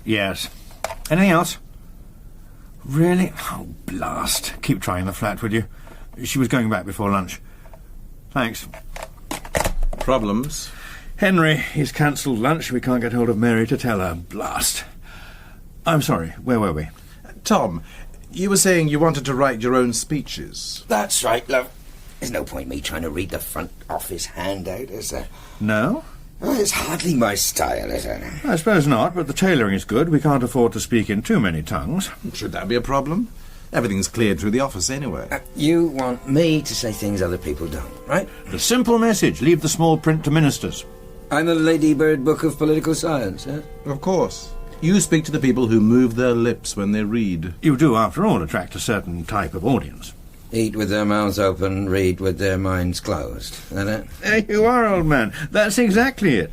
It's your way with the language we need. What if I have my own thoughts? What happens to those? As deputy chairman, you're not exactly expected to generate new thinking. Well, that makes me a bit of a drongo, doesn't it? Well, that's up to you. Put it across like one, and yes, it does. So you two are saying that no one cares a damn about what I have to say? As Charles says, you have a way with words. You're right. No one cares a damn. And why am I doing it? Because they are interested in what Tom Bowman, personality, publisher, millionaire, storyteller, says. So if I were a female, you'd be hiring me for my milky white thighs and heaving bosom. But we make sure we get someone much younger. Thanks very much. Come on, Tom. He's playing devil's advocate. What's different this time is that we have the backup to make the job interesting. Who for? Me? Of course not. To the dreary party faithful. They love you. We've got to make sure you've got something to say other than have a nice election. Excuse me. Did he or did he not weep? Yes? Oh, no, I can't now. Let me see. Tell him I'll pop across at about 12:30. OK? Oh, Rose, any luck with Lady Bannister? Hey-ho, keep trying, will you? Perhaps she's gone for a sailor. What? Oh, yes, probably. Now, Tom, why not come to the policy committee meeting tomorrow? Am I old enough? Seriously, you need to be part of it. 11 o'clock, right? OK, lovely job. I hope you get lunch diddled. I'm sure. I'll ask Rose to call Overton's. They'll tell her when she arrives. Seem to waste a good feed. Knowing Mary, she'll find something expensive to do in Jermyn Street. I bet. I'll tell her on the way out. Who? Rose. Oh, that's very kind. Don't trouble yourself. Oh, it's no trouble, love. Consider it done. Bye. Well? You'll have to keep an eye on him. Don't worry. He's very shrewd. That's what I mean. Perhaps. Now, I've got to wade through this lot. It's worse than being a minister again. Do you think you will? Dougal, you are astonishing. I've only just moved into this job. Well, there's nothing wrong in planning ahead. Is that what you're doing with Tom? Of course. But so are you. Oh, I wouldn't have said that, old man. I wouldn't expect you to. But you know as well as I do, every chairman hits bad weather. Inevitably. And when you do, they'll try to dump you. That depends. Charles, you can't afford too many more depends. Next time you'll need a body to toss to the vultures. Or be prudent enough to lose my seat. That won't work a second time. Mind you, you'd look good in a sampan and a feathered hat. That one's taken, and my bones are too old for the Falklands. That's why we have to look ahead. And you think I'm preparing Tom Bowman as my official sacrifice? You'd be daft if you weren't, Charles. And I've never believed you were that. You realise this'll put more work on you? That's good. There really isn't enough to do now. Is that why you took your time over the trade figures? There was no hurry. Well, that's not the point. Nick cancelled them anyway. You weren't to know he was going to. Well, someone must have. Gather around, Bistos. We have a smoochy one here. Ah, just the man. When did you know you weren't going to need the trade figures? Well, as soon as the chief told me. Now listen to this. When was that? When I wrapped them. Now guess what's steaming off the Westminster presses? See? Well, if you'd finished them quickly, perhaps they wouldn't have dropped them. You kiddies want the latest scandal, or do you want to read about it tomorrow? Oh, come on then, Dempster. Who's this week's confession? None other than... The Queen. Close, but no cigar. It's our very own Miss Longlegs Cameron. Oh. You're sure? 007, sure. Do we know why? They say it's that article she scribbled. Boss class, no likey. What do you mean they say, isn't it? Way I hear it, Bistos, that's the excuse. There's something much deeper. How deep? Well, according to some of the hacks, it could be your place or mine stuff. Paul? Paul? Very delicately played. Such sensitive timing. Oh, hell. I didn't think. Perhaps you'd better tell your Auntie Kay exactly what you know. You can always change your mind. This is personal, not politics. What does old Wigton say? What you'd expect. If it's principle, fine. If it's personal, then, according to him, I'm daft as a brush. And are you? That too. But no, Chang, you don't have to worry. It's not you, it's not us, it's me. Well, this doesn't mean we can't be friends. I'm not getting out so we can be, if that's what you're thinking. I didn't say that. I heard what you said. I was asking what you were thinking. What are you going to do? Oh, run ICI, write a bestseller, marry, settle down and have divorces, usual thing. If I can be of any help. You can. Leave me alone. Stop making me feel like a mistress. But you're not. Then it should be easy, shouldn't it? Ah, there you are, Charles. And you. My, aren't we full of surprises? Excuse me, will you? Bye now. Bye. Glad you took my advice. So wise. What does that mean? What I said. You are a creep. Why, thank you. Anyway, I didn't. Nothing you said would have the slightest interest for Now, me. steady. Is all this necessary? Of course not. What advice? A friendly warning, Charles. Nothing more. Will one of you explain what's been going on? As far as I'm concerned, nothing. But if you don't believe me, ask this whatever it is that passes as a friend of yours. She's extremely excitable, isn't she? You better tell me, Dougal. There's nothing. What was the friendly warning? Oh, that. Please. We happened to be talking. When was this? I really don't remember. As I say, it wasn't important. When? Week? 2 weeks ago. And? Oh, nothing much. I think I may have mentioned that it would be better for her if she didn't pester you. You said what? You threatened her? No. Warned her, maybe. You could never call it threatened. Dougal, you fathead. What in blazes are you telling me? Charles, I'm your friend. I'm Mary's friend. I'm Polly's godfather. That's what I'm telling you.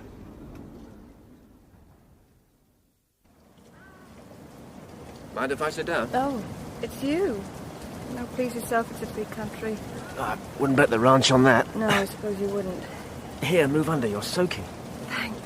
My pleasure. Nice, isn't it? I like parks, especially when it's chucking it down. How did you know I was here? Big gardens with someone else fixing the weeds. Really sensible. How did you know? Well, it's where I'd have come. Anyway, it's next door. Well, almost. You know me that well? No, I could have been wrong. Do you want a handkerchief? No, thanks, I've got a tissue. Good. What is? Well, I haven't got one. Tissue? No, handkerchief. You can use my tie if you want. Oh, shut up, not you. I'm sorry, I didn't think. It's me, not you. Look. It doesn't matter, really. It does. No, not now. Yes, it does. The tapes were running the announcement as I came out. Good. Pretty clear. It was that article of hers, nothing else. Right. Wanted you to know. Thanks. I'm sorry. No need. It's nothing to do with you. If I care, it is. I don't want you to. Care? Bother yourself. Maybe not, but I do. Well, thanks, but There's no need. Right. Okay, Baxter, I'll see you later. Well, here, you'll get soaked. No, you keep it. My Mac's okay. You all right? Sure. You go and get your salt beef. You'll like that. Want one? No, I'm not hungry. I'll bring you one back. Please don't. You're sure you're going to be okay? No, Nick, please. Yeah. Okay. See you.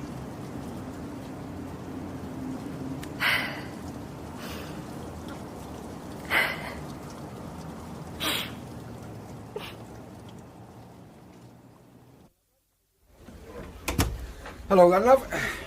Where's the troops to? I wondered when you'd show up. Did you know? I am flattered. Well, there's no need. I have the same feeling about old age. You're not still annoyed. That was ages ago. Good, clean fun, that's all. I hate to think what you do for a stag night. You knew what you were getting into? Not the shower, I didn't. Look, it wasn't funny. It still isn't. Hiya. Oh, hello. God, you're soaked. I was beginning to think I'd come to the wrong place. Careful. Only water. How is she? Oh, she'll be okay.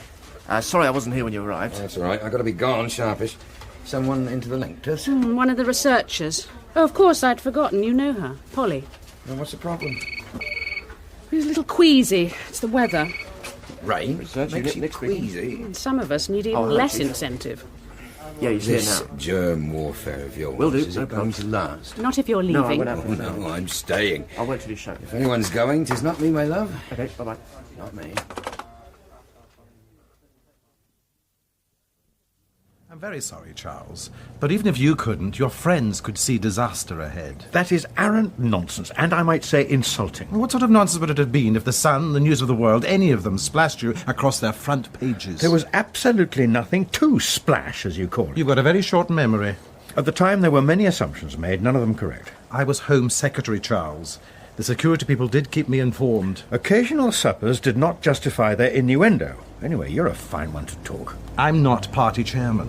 I'm not the one giving long speeches about standards. And you're not the one to tell me nor my friends how to behave. I happen to know that in the past month, the Prime Minister has told two of our colleagues to behave The themselves. Bombardier doesn't get involved in these matters. He does when security reports tell him that one of them's sleeping with a television producer, and the other one is less than what I believe is called straight. Don't be ridiculous. And his religious advisor is being very, very catty. Come on, Dougal. How do you know all this when I don't? I am party chairman, after all. Well, I had thought of that. Really, you should ask the Bombardier, not me. I'm only your friend.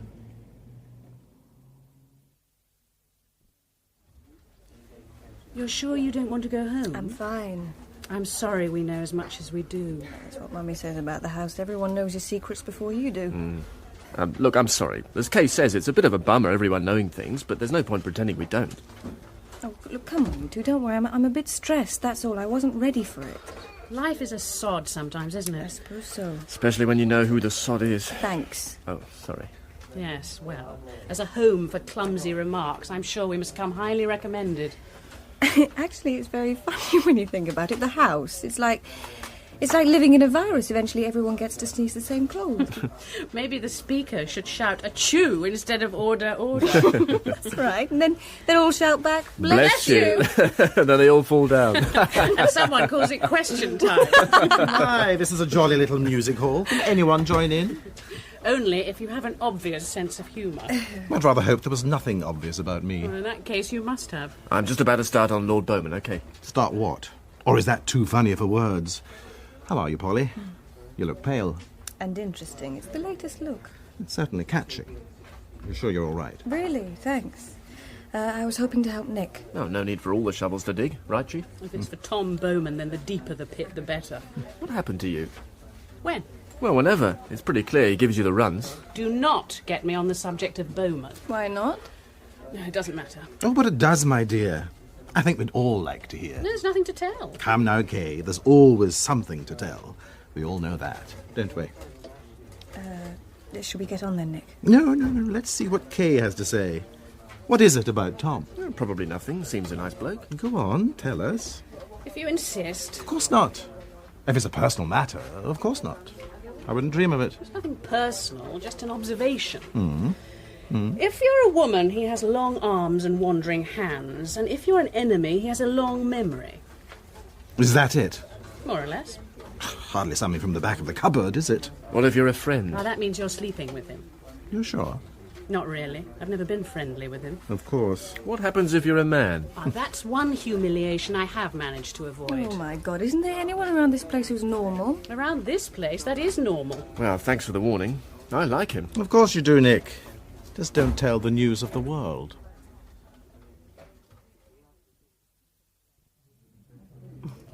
You mustn't take Charles too seriously, especially not Dougal. I have to. They're in charge of the luncheon vouchers. Don't tell me they're paying for this. No, you are.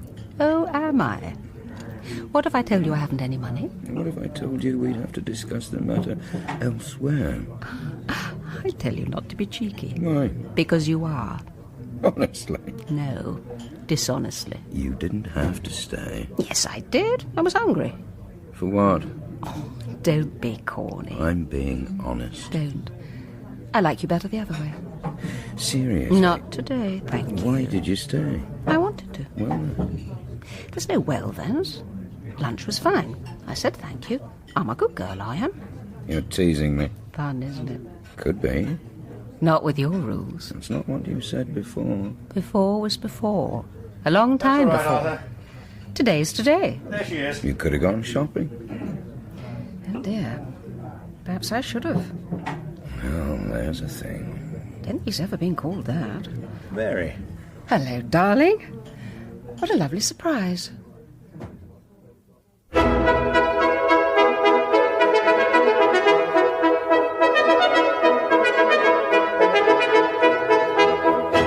The House featured Julian Glover as Charles, Peter Kelly as Dougal, Isla Blair as Mary, Siobhan Redmond as Juliet Cameron, Jane Booker as Kay, Ruth Gemmell as Polly, Julian Dutton as Nick, and Bill Wallace as Tom Bowman. The producer was Neil Cargill.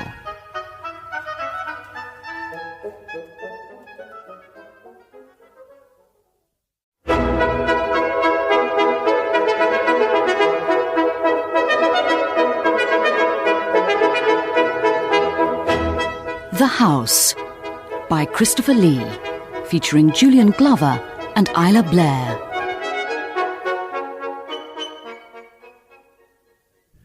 I'm not sure what you expect me to do about it. Frankly, she'll listen to you, not me. I don't expect you to do anything, Charles. Oh, thank you. I didn't mean it that way. What I'm saying is that, well, Look, darling, answer me this. Is there a problem? I suppose not. Does that mean there might be? It means I'm worried. Oh, you're her mother, of course you are. You're her father, and of course you're not. Darling, I would be if I knew what it was we're supposed to be worrying about. There's something odd about him. You said so yourself. Well, he probably thinks the same about us.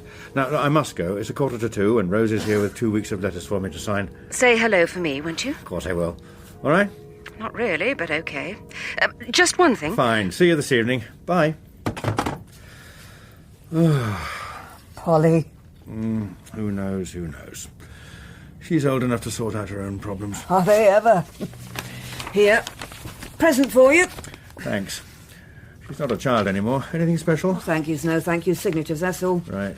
Expect Lady Bannister thinks she is. A child, exactly. Oh, mothers always do. Look at mine. 91, nutty as a fruitcake. Still thinks I'm incapable of doing anything right. I'm sorry, I didn't even ask. How was she? Just as I said, completely doolally tap. But she was pleased to see you. Yes, when she remembered who I was. Oh dear. That bad, is it? When it's convenient. Doesn't sound much like a holiday. Mm. There you are. All done. Oh, thanks. Oh, well, I don't know. Herne Bay has its moments. You're not thinking of... Moving? Oh, I keep looking. Prices are cheap down there. But now she's in the nursing home. Well, it's only a couple of hours door to door. And she's well looked after, I'm sure. It's just the way she looks at me when I leave. I must say it makes our problems rather insignificant. Yeah, Polly's got a new boyfriend. Is he giving you jip? Young Nick. You know him? Green braces and brill cream. Mary thinks he's somewhat strange. Anything I can do? Oh, I don't think there's anything to do. All in the imagination. Anyway, we've enough to do here. Mopping up the blood. Talk about the long knives. Folks shouldn't expect me to change things without taking a few casualties. Glad I was away. Somebody said half the staff's gone, and that's not the end of it. Rationalisation. Oh, yes. Where have I heard that before? Well, they were taken on during the election and, well, seem to stay. Sounds as if chairman of the board is a bit different from chairman of the party. You happy about it?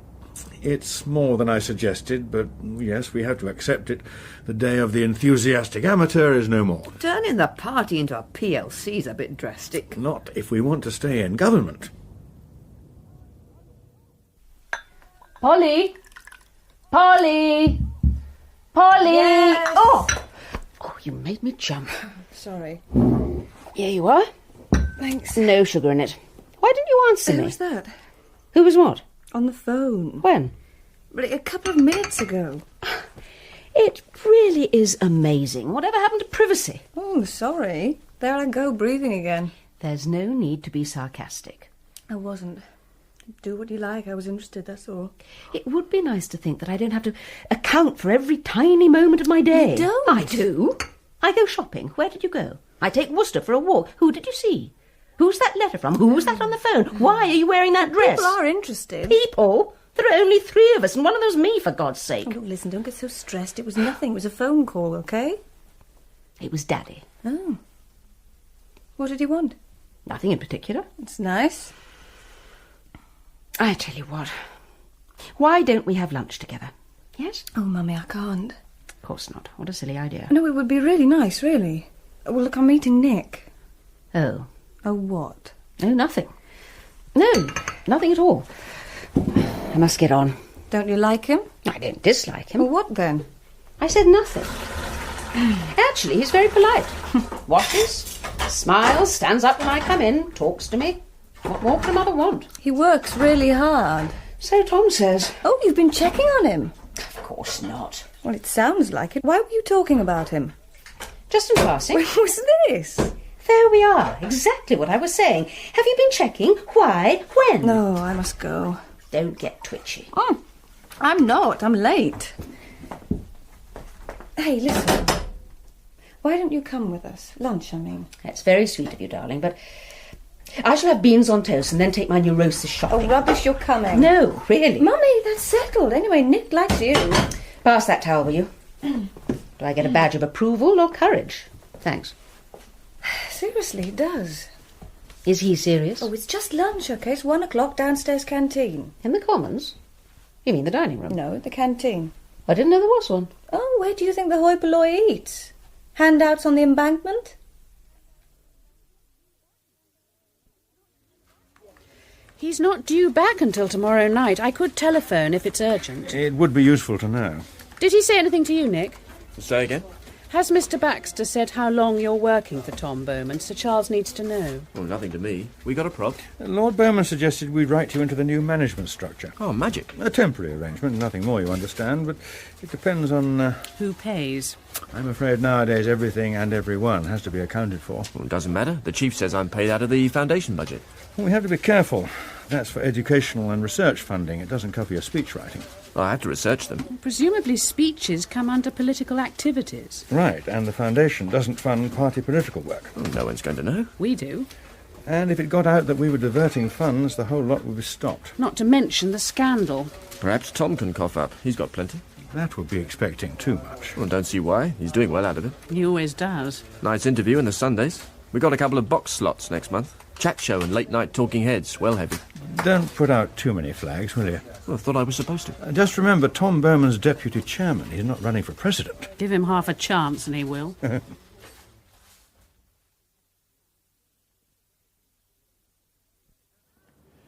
I really don't believe I'm a pessimist, but I do hope Nick doesn't get carried away. That could be one solution. Tell me more. He needs a tight rein. Bowman says call me Tom. They get sweaty on their morning runs. Nick's impressionable. He's right for Tom, of course. He's produced some good results and is building him a more responsible image. Which we both know is nothing but that. An image. You don't trust them? Tom Bowman is dangerous. That's pretty damning. He doesn't need us. Being deputy chairman amuses him, but once it doesn't, he'll drop us. In what? Exactly. So, you think I made the wrong decision? It wouldn't have been mine. I see. Especially in your new organisation. I would have thought Bowman was out of place. Well, we're simply running the party as a business. Non-profit? The dividend is getting re-elected. I'm making sure we've got the best organisation to do so. It's very difficult for me, but I'm not the only one who has doubts about him. I see. You often do. I remember you once chastising me for saying that. Chastising? How grand. You did. We were in the committee corridor. Oh, I remember all right. You were giving me a lesson in judgment, ruthlessness and loyalty. So I was. Now you're doing the same. You probably think I'm speaking out of turn. Was this what you wanted to tell me? Do you mind? Not at all. I asked you. Tell me something else. What about young Nick? Hard-working. Chip on his shoulder. About what? Background. Social position. Usual sort of thing. Is it usual nowadays? He seems very confident. Don't let the braces and Bruce Willis look fool you. Bruce? An American. An actor. Oh. Nick's like 80% of our young Turks. Commodity dealers with political ambitions. Well, presumably he's under control. Well, that's what bothers me about Tom Bowman. He's a wild card. Nick's a joker. Put the two together and, well... Perhaps you should part them. Or is it too late? I don't think so. But Nick's got a lot of nervous energy. We'd have to find him something else, otherwise he'd be just as dangerous. But you like him, all the same? Well, as I said, he doesn't mean any harm. But that doesn't mean no one gets hurt.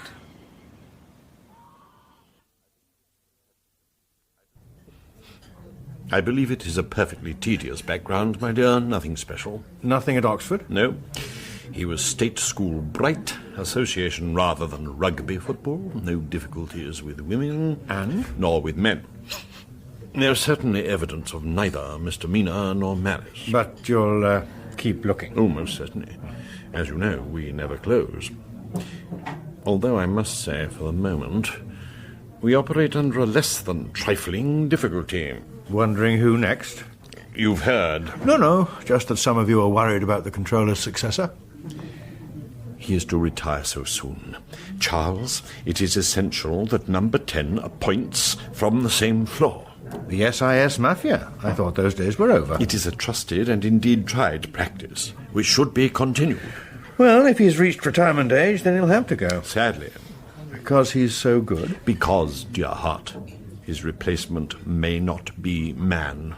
So they say. They? The usual they. Charles, you're teasing. Henry, I am. Don't. You've seen what's happened to the Clumsies. She was the best candidate for the job. You must use your influence. The PM? Certainly. Tell him that when dear Colin retires, then his successor must be male. You think the PM intends to appoint a lady? I would not assume to be so precise. You know what I mean. Sadly, I do. We understand that at the top of his shortlist is a person who is not a man. How many on the shortlist? 1. I see. You will see even further, dear heart. when I tell you that the person is not in the department. So that's it. A female and an outsider. No wonder your natives are restless.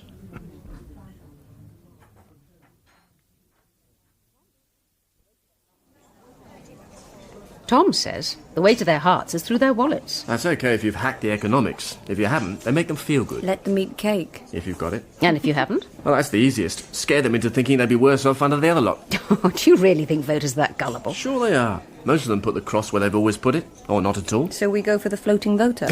Tom says that's a myth. When you look closely, floaters never decided an election. Most of them didn't even vote. Perhaps. What's all this Tom thing? Since when has he been your witch doctor? I'm just telling you, that's all. He knows his stuff. I suppose you can't make his sort of dosh unless you play with a full deck. Well, apparently that's not all he plays with. You believe everything you read? Oh, and why not? You do when it's about me. I had to drop something round his place the other night. It's not all fiction. Oh, nymphets hanging from the chandeliers were there. Didn't see. I wasn't invited in. Oh, wouldn't darling Tommykins let you into play? Get off. Perhaps he was busy. On overtime by the look of him. You've heard about his ratings book. Well, the bedroom version of Come Dancing. He marks his women out of 10. Oh, nonsense. Ask the porter. He reckons Tom has more gigs than a travelling show band. Porters are known for their imaginations. It covers the fact that they're nearly always asleep. Oh, he sees everything. Those security cameras are on all floors, and the windows. When was this? What? When you went to the flat? Last Tuesday. Why? He was supposed to be coming for dinner one evening, and the last minute couldn't. Oh, that's right. The day you met him for that rather smart lunch in Overton's. Was it? I really don't remember. Oh, yes, you do. When Daddy got home, he was all stuffy about it. He wasn't. Oh, yes, he was, especially when you went off in a huff. Remember?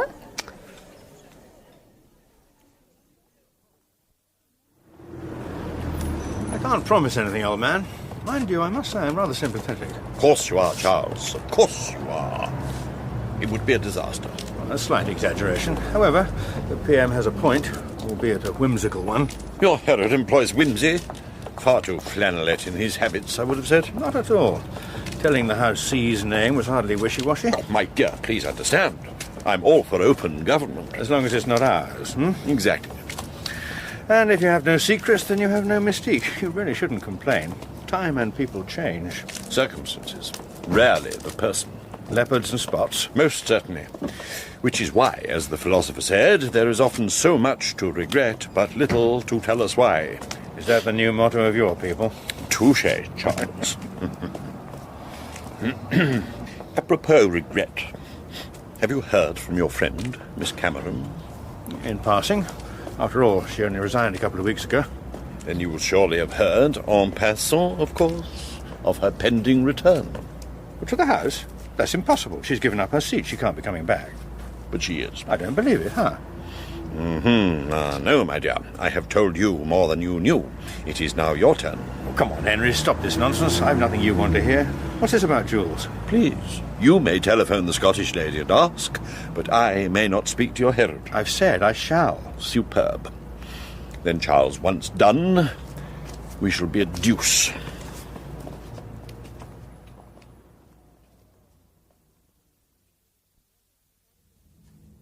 Daddy says it's all going to be mega efficient. And Mummy says all he's doing is dragging the party into the 19th century. Oh, you watch. Nothing's really changed, you know.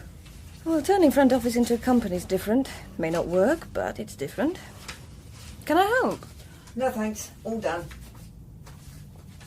I tell you, I'll believe it when I see it. Anyway, look at the lot lining up to do the job. Well, Nick says they're all looking for peerages and directorships. He's right. Most of them have made a shambles of their own firms. That's why they can spare the time. Is that what you told Daddy? Truth, no. I'm just the char. I clean the silver. Not up to me to tell him most of it's plate. Want one? Oh, with spats. Thanks. I wish he'd hurry up. He won't be long. Said he was walking back. He's getting really healthy. No sugar, no eggs, half an aspirin every day. Headaches. Well, he says it's good for his heart. He looks all right. We think it's years of holding his breath rather than letting go. Gives him a nice red face. Just like my dad. But that was running up and down stairs all day. Where'd he do that? Conductor. Your father? What, on the buses? Didn't think he was Toscanini, did you? No. Trams. Where? London, of course. Abbeywood to New Cross. Fares, please. Room for 2 more on the top. That was him. You never told me. Oh, a long time ago. Oh, how strange. Nick's father was a bus driver. There you are, then. All the best people. He a bit special, is he? Oh, Nick? He's Nick. He's quite fun. But not special. Should he be? I'm just being nosy. Nothing's very private round here, is it? I wasn't prying, just nosy. No, but it's not, is it? There's usually a rumour going the rounds. Before long, someone finds a bit of truth to go with it. Whoever you are. That's right. No one's perfect. And in this place, everyone soon gets to know it. That includes you. Sometimes. Well, doesn't that make you sad? Me? Oh, you're joking. No, I'm not. Don't forget, there's me, the budgie, and me mum down in Herne Bay. Nothing else. Sadness? No. Done that.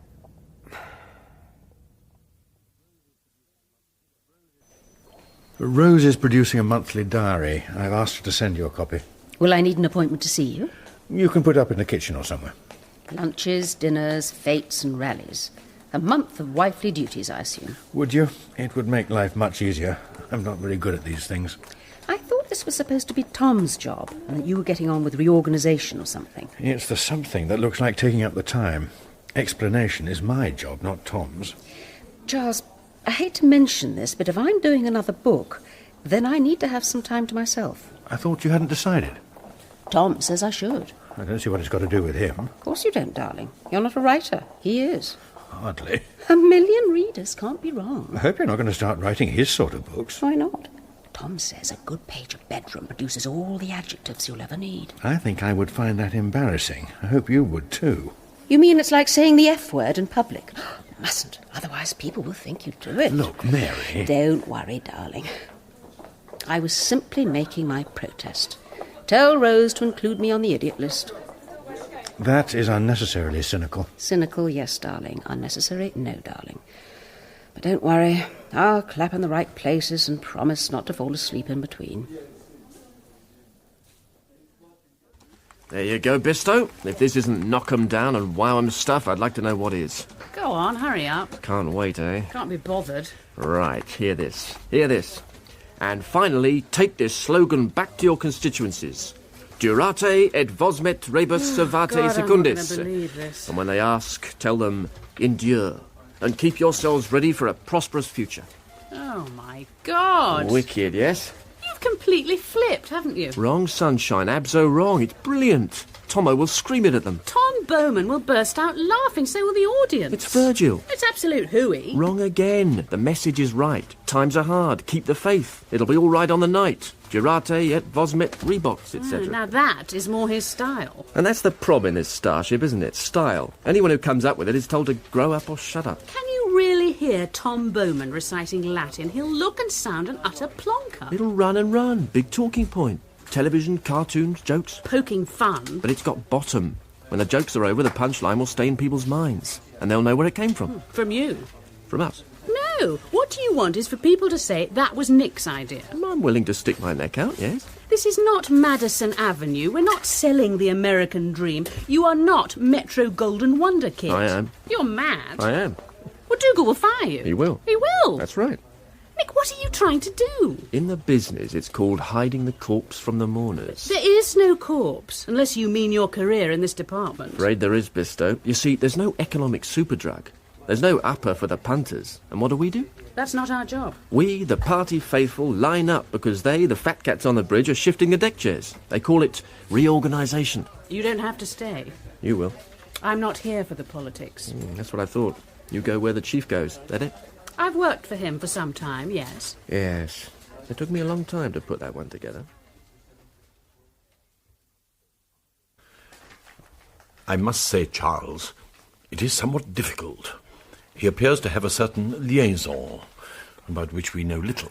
My concern is that there's something that could embarrass us. You could always ask him.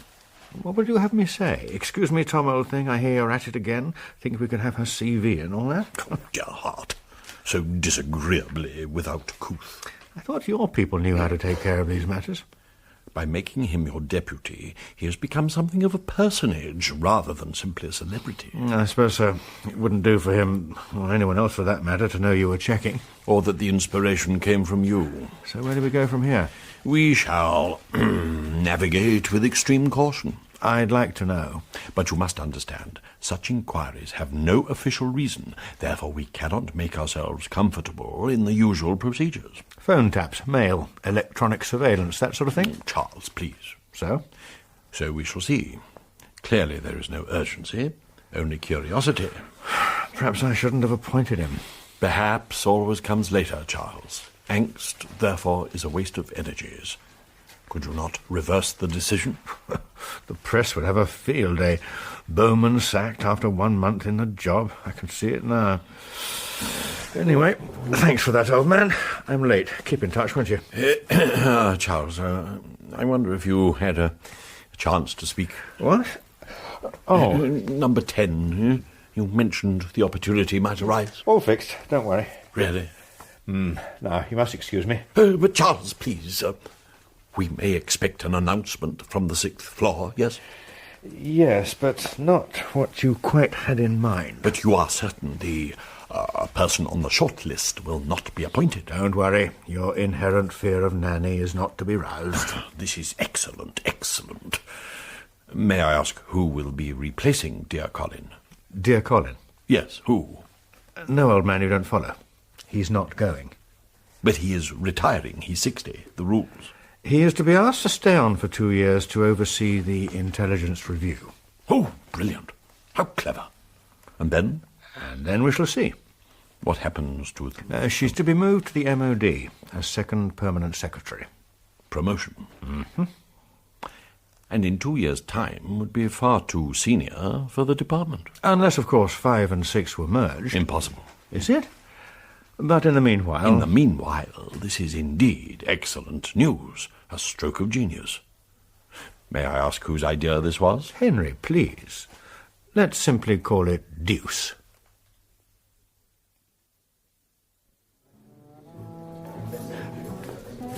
There you go. Thanks. Sorry about the parasol and the cherry. What cherry? They didn't have any. Cheers. Cheers, fool. That's what she said. She really thinks it's bizarre. And she's very bitter. If she were 20 years older, I'd say it went with hot flushes. Well, perhaps it does. I can never work out how old Kay is. Sometimes she looks 30, the next morning puffy and 50. Too old for River Island, too young for Candlewick. Oh, nearly right. She does have an account at Harrods. You don't have to remember ration books to have one of those. And how do you know that? Oh, I just do. Oh, have you run a credit check on her? Have you? Oh, God, what a place this is. Beats the dole office. And if she found out... She won't. Why do you think she's got it in for Bowman? Hell hath no fury and all that. Is that what he told you? No, but there was something going on. I can't believe that. I mean, she isn't his type anyway. She's... Well, let's just say she's not his type. You mean her and the chief? Oh, something else you've got on your rotten little screen, is it? Comes with a credit rating. Now, don't be like that, Paul. It's hardly a secret. Well, according to everyone in this place, there's no such thing, and I'm beginning to believe them.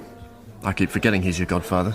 Well, it's nothing to do with that. I mean, what he does, what she does, what you or anyone does is nothing to do with me I didn't mean or that. anyone else. Why isn't anyone in this place happy unless they're poisoning their friends? Anyone screws around is asking for trouble. Oh, God.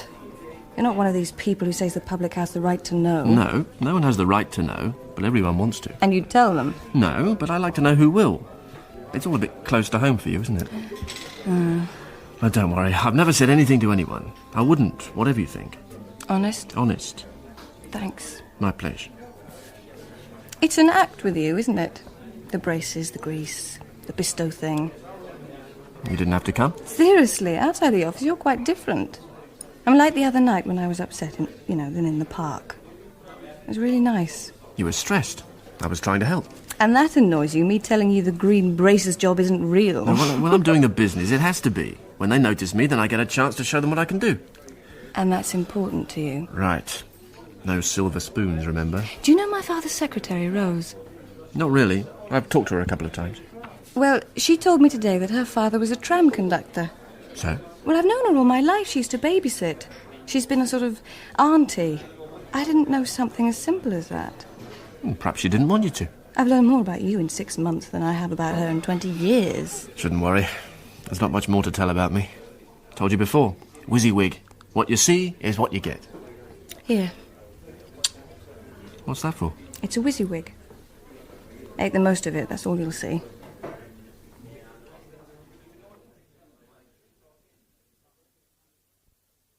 It doesn't look as bad as I thought. Mind you, that's December written off. We expected that, didn't we? I suppose so. I've worked out that you'll get 18 turkey dinners. Don't. If you don't count lunches, 24 paper hats, and it'll cost you about 200 quid in raffle tickets. Fun, isn't it? Mary's going to love this. You could take Polly on some of them. Local papers will love that. Did you get a chance to talk to her? I think she likes him. Nothing more. It's not serious. At their age, it's only that when it's terminal. It's nothing else. Not that I know. But you might. You done with these? What does that mean? She's quite sensitive, you know. About what? About you. I see. Good. Well, I'll send these in the morning. Anything else? I don't think so. Well, if you don't mind, I'll be going. Get my bus. Fine, that'll be fine. Night, then. Yes, night. And Rose... Thanks. Don't stay too late, will you? Night.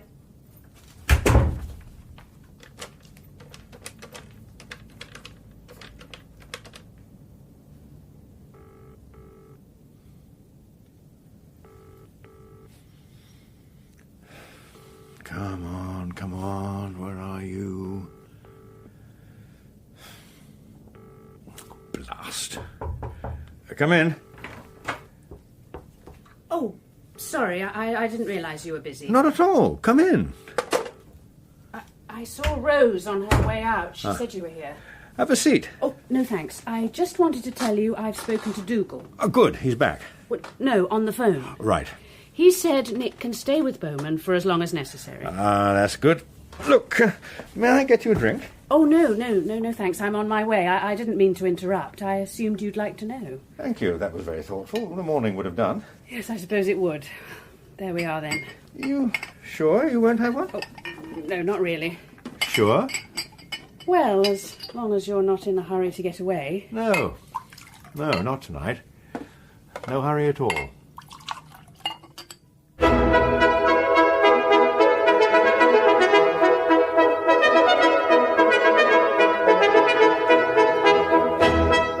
The House featured Julian Glover as Charles, Isla Blair as Mary, Christopher Benjamin as Henry, Jane Booker as Kay, Ruth Gemmell as Polly, Sheila Reid as Rose, and Julian Dutton as Nick. The producer was Neil Cargill.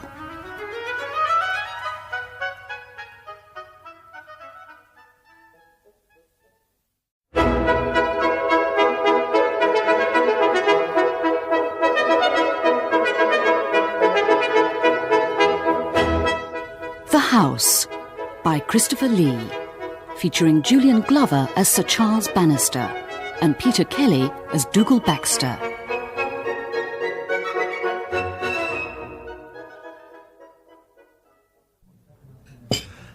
That wasn't bad at all, Charles. You having a pudding? Just coffee. Polly tells me you're on a diet. Oh, does she indeed? Nothing wrong, I hope. Simply being a little careful. As long as it's not the food. I'm on the catering committee. You did know that, didn't you? I think we all do. No, nothing wrong with the food. It's that lot that bothers me. Look at them. Members or the staff? Members of Parliament. Look at them eat. Modern man, Charles. Bad table manners are now considered necessary. Shows you've been successful. Anyway, don't forget, you're chairman, not God. Maybe, but I'll make a good fist of being his tailor. Put them all in stiff collars and spats. Halifax and Dalton would have adored you. Yeah, I'd love to ban those ridiculous double-breasted suits. So you keep telling me. But don't forget, this party invented the double-breasted suit. Built by good tailors, yes, not these off-the-peg bin-liners they wear now. Daily dress orders, eating by numbers, arms firmly tucked into sides.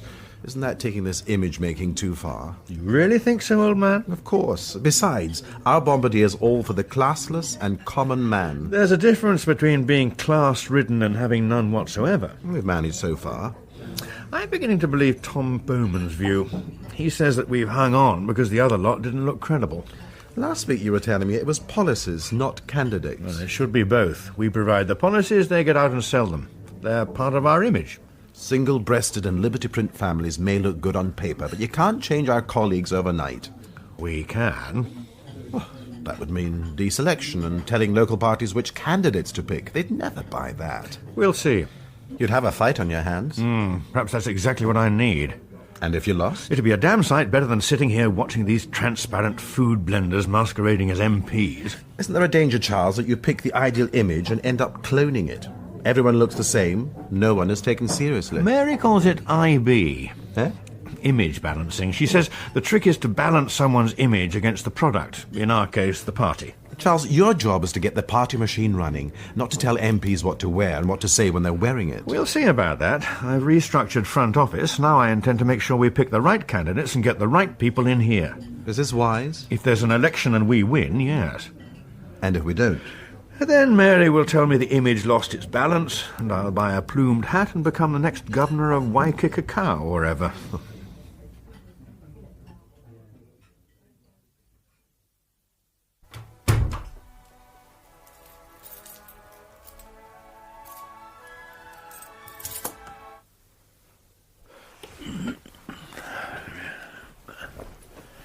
Sorry. Go back to sleep. What? Oh, hello. What, 12:30. You're just in time for the shipping forecast. 12:30? You're late. The Prince will be along with a shoe in the morning. What shoe? Never mind. Sorry. Everyone banged on quite a bit. But it was fun. Until gone midnight. If that's what it is, Charles, then so it did. A little late for fun, I'd say. Of course you would, darling. But then you're not a publisher. What's that got to do with it? Still late, especially for dinner. You know what publishers are like. Never happy until the bill's big enough to feed the third world for a week. You could have left. He would have understood. So I could. Then why didn't you? I was having a good time. All right? Oh. Absolutely. Anyway, they were terribly excited about my new book. Oh, good. Better than oh good, darling. They're talking about a sequel. And I haven't finished this one yet. Isn't that a little risky these days? Yes, that's what's so nice about it. For a few hours, I quite forgot I was supposed to be pushing 50 and mumsy. You're nowhere near 50. Depends if you're a biologist or a historian. And you're most certainly not whatever it was you said you were. Mumsy? I feel it. Especially when everyone treats me as if I'm jolly good at skivvying, pretty nifty with a supermarket trolley, and that's about it. I don't think that. Thank you, darling. That's very generous. Who else was there? Oh, a couple of other authors. An agent I'd never met and my new editor. What's he like? She's very nice. Woman? They tend to be. Editors? She's. Oh, right. Oh, and your friend, Miss Cameron. Tonight? Yes. It's quite a comfort to know where she was. Mary. Why was she there? Invited, presumably. Why, presumably? Her reputation is for gate-crashing more intimate arrangements than dinners at Groucho's, isn't it? Good night. She's apparently writing a book. But then aren't they all? What sort of book? The way she was talking about some of her former colleagues joined up vitriol, I imagine. Did you speak to her? No, darling, she spoke to me. Rather thrusting, I thought. You know she's about to be launched as a sketch writer. Yes, it was in the paper. Won't that be fun for you? I don't see why. I do. Anyway, I'm going to have a shower. Shall I turn out the light? No, it's all right. I'm awake now. Now you know how I feel. About what? It's usually little old me tucked up with soft centres in this month's erotic recipe. I was home straight after the vote. There's a good boy. I'd forgotten you were out. Never mind, Charles. I'm used to that. I told him you were here. He's only down with Mr. Baxter. Oh, where's he to, then? Where? Where's his office? Is it fine? Oh, where you come through from the chamber behind the Speaker's chair, you know. No, not done that. Oh, I keep forgetting you weren't in this place. I suspect the Sergeant-at-Arms would have me to the tower if he knew I was here now. Yes? As long as it's before prayers, you're not obvious, no one really minds. We're not nearly so fussy in the Lords. Far more democratic. Can't afford to be anything but, can you? You're not exactly there by popular request. You could say the same about a lot of MPs. Oh, I do. Party spokesman told the Times. And they know it. I'd give half of them the chop if I had my way. I bet you would, too. About one will do. Right, Charles. Sorry I'm late, Tom. What's that? Hello, look, Rose and I were gassing. We're into political castrations. Any candidates? That's our problem at the moment. Far too many eunuchs. Right. Any messages? Oh, number 10's confirmed lunch, Sunday. I've confirmed you'll be at today's cabinet, and Lady Bannister wants you to call. About what? Didn't say. Not urgent, but will you? Fine, thank you. Nothing for 20 minutes, OK? You want the car, or are you walking over to 10? Walking, thanks. Now, Tom, we have a problem. You can trust me. I'm a doctor. I'm serious. I'm sorry, man. It's time to rethink your role. Not your fault. You're doing what you were asked to do. Backslap and tickle when necessary, yes? Roughly, yes. Well, what's the problem, then? We need a more serious approach, and this is the difficult part. I want to review the way in which you're using young Nick. You wouldn't like to rephrase that, would you? Please. You've got your straight face on, haven't you? I need it. What then? It's about you trotting through the countryside jollying up the troops. Well, that's working.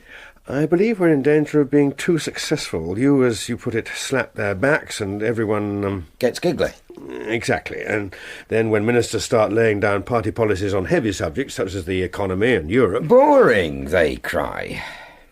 So the boss says you dipped out, does he? The bombardier says he appreciates what you're doing, but somehow you've got to channel your energies into slightly heavier subjects. Oh, so it's down to me. We think you should be pointing up, was the phrase he used, pointing up some of the more positive aspects of European policy. Well, that's no problem. You know me, I'm all for Europe. Telling the faithful about your house in Umbria and the flat in Paris isn't exactly what I have in mind. Could be a bit naff. There does appear to be a growing divide between what you're doing and the realpolitik of Westminster. Image is all wrong.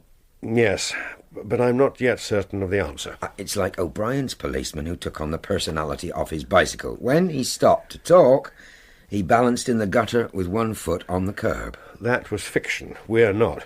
Not yet, anyhow. It was. Image. Come on, Tom. Now, listen.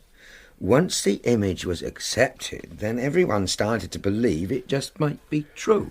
This is the real world of 4 more years' unemployment figures and an election at the end of them. Like the policeman and his bike, once we get the image sold, then however incredible the message, the punter wants to give us the benefit of the doubt. I agree about images, I've told you that. But it's more than funny suits and the 2 well lunch look. Now, listen, I got one for you. It is all about IB. Image balancing. Balancing someone's image against the product. Oh, very good. 10 out of 10. Tell me, Tom, where does this hypothesis, this image balancing come from? It's organically homegrown. No textbooks, no thinky tank slurry spread on this one. All my own work. We won't have a draft until later, but if you tell him... The JFK idea, he'll know. Mr. Baxter says tell him the JFK idea. JS what? No, F for Freddie, K... Oh, sorry. As in Kennedy, right? Yeah. Oh, I know Sir Charles is coming over later. Will it be ready then? No, I shouldn't think so. Nick's only just started. Just hang on a moment. Nick? Speak? When will the draft be ready? A couple of hours. No, it won't, but there'll be something to show him, OK? I'll tell him. Bye. Bye now. You realise this is very important. Dougal, everything you do is very important. There's no need for sarcasm. Well, that wasn't. I was simply seeing it from your point of view. Here you go, Chief, the main headings. Want to check them out? Thank you. Charles and I have discussed this at some length, you know. So you keep telling us. You need to understand that the PM is looking to me to start a new debate.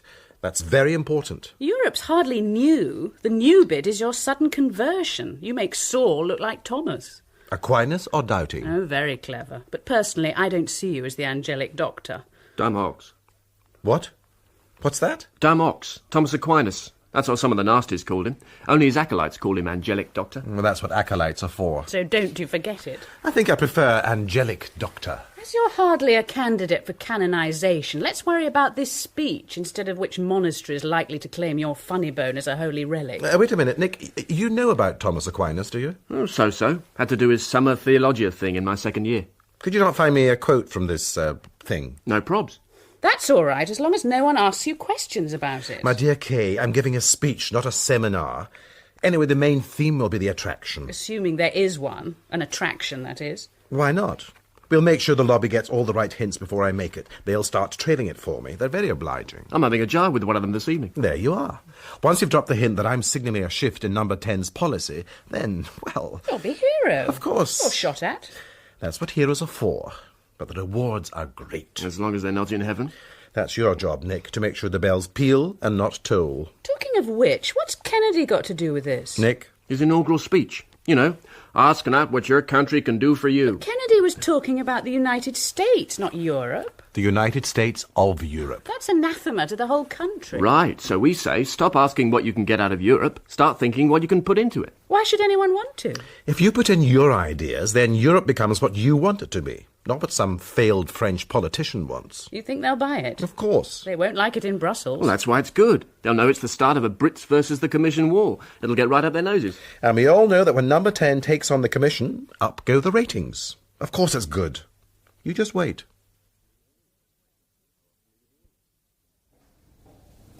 How often are you doing it? Starting Tuesday, 4 days a week. I didn't know you could write. I was good enough to upset the commissariat. Writing a parliamentary sketch should be pretty simple. Well, you didn't have to resign. Some members have written far worse things about their own front benches. Frankly, Chang, I feel free. Oh. But you wouldn't understand. You'd be lost without this place. Not lost, but I'd be extraordinarily sad if I had to leave. Don't worry, when your time comes, it'll be a life peerage and you'll simply change gear. I wonder if you'll feel left out of things. You'll sit up there in the gallery seeing it all, but you won't be able to touch. Maybe. Well, don't worry. I'll survive. I've always thought the gallery rather like the Roman throng waiting for one of the gladiators to fall. If that means, are you talking to a fully paid-up journalist who'll report your every word, then the answer is no, I won't. But the temptation must be there. For what? Inside information? Using old friends? Forget it, that's not my bag. Not yet, it isn't. Oh, that's very cruel. Perhaps you should be up there with the throng. I'm being realistic. At the risk of raising old sores, realism's not your strong point. Don't worry, you and I can chat away to your heart's content. My lips are sealed. After all, I've had practice. Don't be bitter. I'm not. I hope not. In case I write nasty things about you. I hope not. Come on, Chang, what's it worth? Tell me all your secrets and I'll give you a good lunch and you get to keep a copy of the bill for your expenses. You're impossible, Jules. Totally impossible. And you cheer me up. Let's do that. Let's have lunch. Officially. Openly, I mean. You'll tell your wife. Why not? Because, as my young nephew would say, you haven't got the bottle. Oh, come on. Did she tell you I saw her last night? This publishing affair, yes. Actually, she described you as thrusting. Isn't that a bit rude? It was a bit tense. Mind you, I got a harder time from your puppet. My what? Big Lord Bowman, the Somerset smoothie himself. Tom Bowman? The unspeakable same. I had to sit next to him. What a groper. My right leg looks as if it belongs to a tag wrestler. Oh, dear. I didn't know he was so, attentive. Another of your beautifully crafted understatements. Don't look so worried. Your wife was on the other side of the table. Oh, poor you. Poor me indeed. Not exactly my idea of a literary dinner, unless he was researching an essay on I, Claudius. Well, what did you do? Nothing I could do. I tried stabbing him with my high heel. The damn man thought I was playing footsie. I'm sorry. Well, don't be. I must say, I nearly called in here for a drink on the way home. From the dinner? The bars would have been shut, even Annie's, surely. Rubbish. It was only 10 o'clock. What do you reckon then, my lover? Do we put together a couple of speeches with big furrowed brows written across them, or what? Me? I think we go for the old chat shows. Maybe a phone-in. Try that Nick Ross. When they do something Europe-wise, we get you on. I need to have a standard speech, something I can use anywhere. Or bits of it. I mean, what about a magazine interview? No, I think we milked that for a few weeks. Unless you've got something upcoming we can use for a peg. Hey, I tell you what, Nick. How about you and me nip over the Arkin? Brussels. Bisto. Lion's Den. Get behind the bars. Tickle the Frenchman. Make the biggie speech. Click go the camera boy. He chuckled, yes? Wicked witches running everywhere. So, how do we do it? Well, we, or rather you, ask front office for an away day to the commission. Reason? Been there before? Never. Reason. OK, then what? Then you flesh press Delore & Co. and hold a press conference. You think they'll come? Well, I'll put the word out you've something to say. They'll come. Won't be official. Well, it doesn't matter. That little show. They never let each other out of their sight. One comes, they'll all be there. All we need is something special to say. Not quite, oh brave one. Not quite. All we need is something they want to hear. Doesn't mean we need something to say.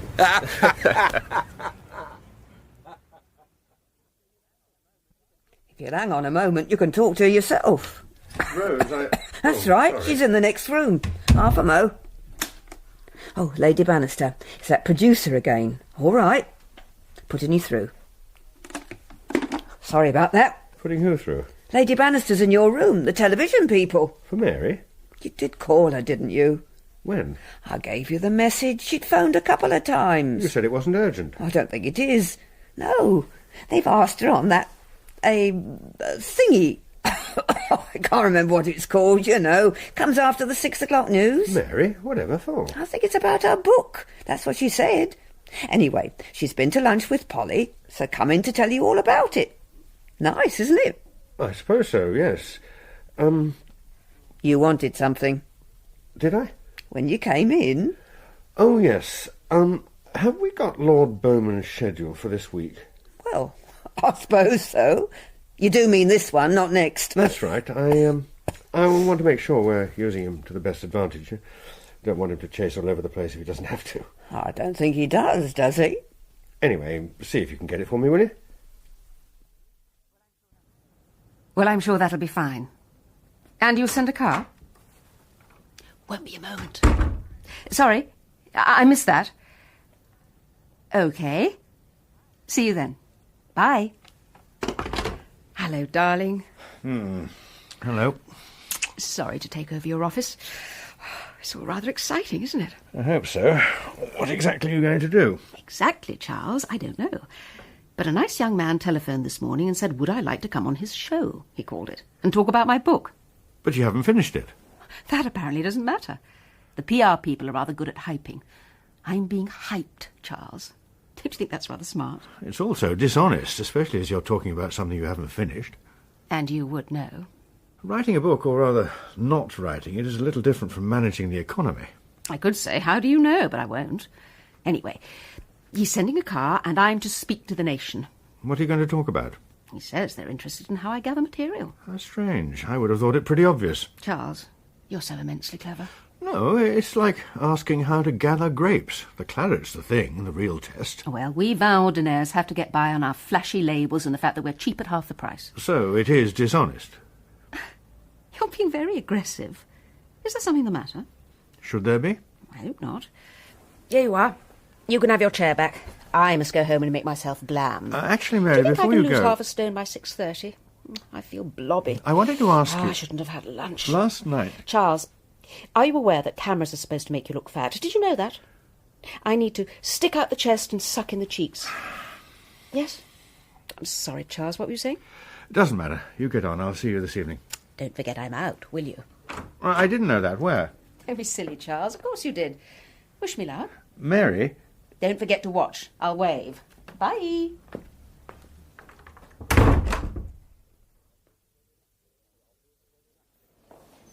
Seemed the obvious thing to do. I've never been, and if I'm going to say something about Europe, what better place to start? Let's hope Europe thinks so. Anyway, I've checked with front office. They've cleared it in principle. Then why couldn't Charlie Bannister just say yes? As Nick so expressively pointed out, there are more woodcutters in this forest than Tom o' Glastonbury. The cheek. I thought it was very good. Well, as he said, front office knows, or should know, what everyone's doing, where they're doing it.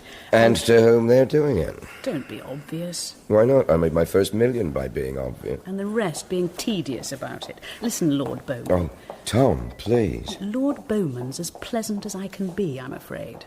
Now, we should have a reply by this afternoon. I'm just going through to see the chairman. If I have any news, I'll leave a message in the Lords, right? Thank you, nurse. Good. You know, Kay, there really is no need for this. I happen happen to think there is every need for it. If it upsets you... It does. Then you can easily make your feelings known to Mr. Baxter. I'd be happy to explain mine. Hello there. Oh, Lady Bannister, hello. I'm sorry. Would you excuse me? I'm late. Oh, dear. Something I'm wearing. Oh, don't worry about her. She's upsetting everyone. Including you, by the sound of it.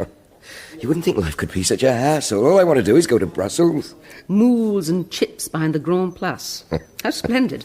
Can I come? Why not? Because that, my dear, would be the end of a beautiful friendship. For the moment, you can give me tea. Can I? And what's in it for me? Nothing. I'm about to be a star. But you are, darling, you are. I keep telling you. And I keep listening. Well, then. But now, I need to pick your brains. I need to say something rather clever tonight. Now, come on, Tom. What are the smartest people say? Well... It seems a good idea, but you have doubts about him or the idea itself? Well, the idea is excellent. Coming from him, it would be. His instincts are so fine-tuned, it's a wonder GCHQ don't use him as an antenna. Once you find a bone, you're not at all happy until you've buried it, are you? Well, in Tom Bowman's case, I would demand at the very least a stake through the heart. What does Dougal say? Oh, he's so wrapped up in his JFK speech, he doesn't care. When's he making it? Tomorrow or the weekend? Saturday. Embargoed copies go out on Friday night. Hints appear in the Saturday morning heavies. The Sundays will carry the story. He'll say more on the world this weekend. The Monday morning papers and the Today programme will follow it up. Very impressive. Is this all you? Nope. Young Nick. He's already got 2 lobby correspondents panting. What about the editors? Well, he says the younger correspondents are the best news. They're hungry for careers, so he's feeding them. Well, this looks good as a first draft. Mind you, I'm not sure Dougal has quite mastered the Camelot role, but it'll serve its purpose. He's actually got some old newsreel of Kennedy's inaugural speech. I think he's taking it quite seriously. Dougal takes everything he does quite seriously. Not quite everything. That wasn't meant as a personal remark. It was you who once told me that everything in this place was taken personally. I also said only by those who were uncertain of themselves. In the house, that's called a persecution complex. Is that what you have, Kay? Nope. But if I had, it'd be second-hand. There's a lot of it about. Tom Bowman? Oh, good Lord, no. I simply detest him. Well, that's plain. Dougal? Well, yes, as you ask, but that's it. You're prying, which I suppose is understandable, but it's unlike you. So, let's change the subject. I apologise. Oh, then I was right. It was out of character. I'm glad. I wouldn't like to think I was wrong about you. Nor would I. Tell me... Tell you what? Why are you particularly glad? I would have thought that might be obvious. Go on. Oh, that's unfair. Perhaps we... Excuse me, Sir Charles. I've gone through the schedule for Brussels. Looks good. No one else is going over. There's an ag and fish meeting, but that won't concern anyone outside East Anglia. Right. Then, Miss Bennet, that seems all clear. Will Nick go with him? I hadn't thought of that. Oh, bet he has. I imagine so. Might be a good idea anyway. His French is good. Is that necessary? Question of IB, image balancing. Looks good, so we do. OK, I'll tell him. Presumably the front office will pick up the expenses? Of course, it's party business, hardly a pleasure trip. He usually manages to combine the two, or at least his version of them.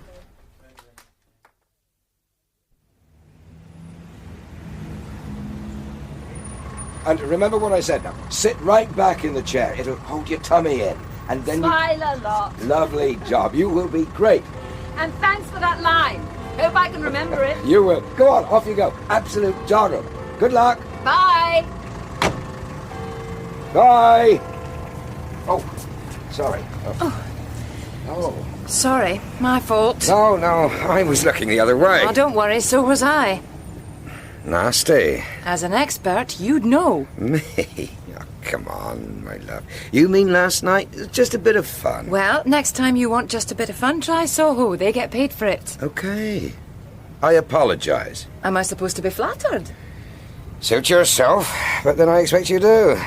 You fancy a drink? No, thank you. Excuse me. Off to see the boss, then. What does that mean? I saw you two chatting in the lobby. Heard you were friends. Then you heard correctly. We are friends. She told the Times. If I thought you were suggesting anything else... Now, would I do that? Probably, yes. No, Miss Cameron. My guess is that if you wanted anything more than friendship, then you'd be off to Soho. After all, you seem to know the ropes. Bye.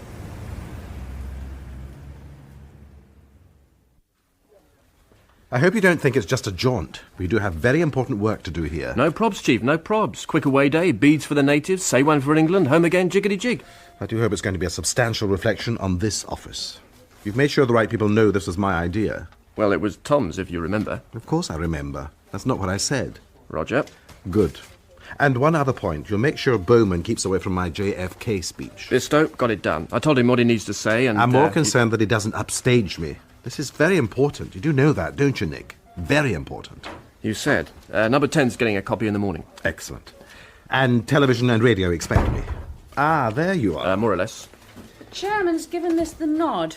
Front office pays, OK? And Nick? I should imagine so. Well, don't imagine, my dear. Make sure. Yes, sir.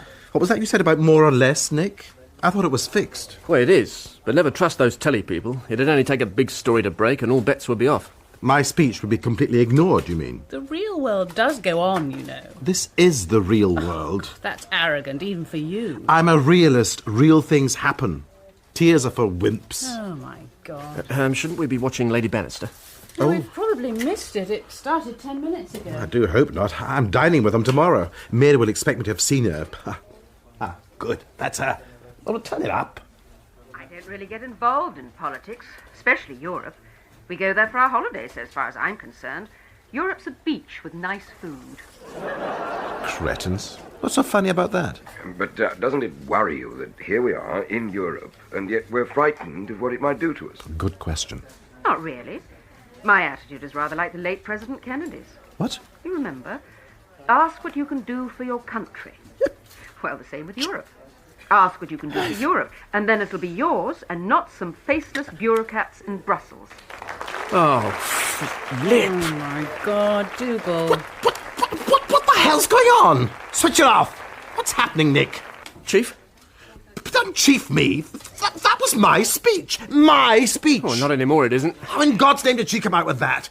Come on, I want to know. Now, Nick, now. Who told her? Don't look at me, Chief. Not guilty. This is a disaster. Well, Dougal, as you said, you're a realist. Tears are for wimps, aren't they?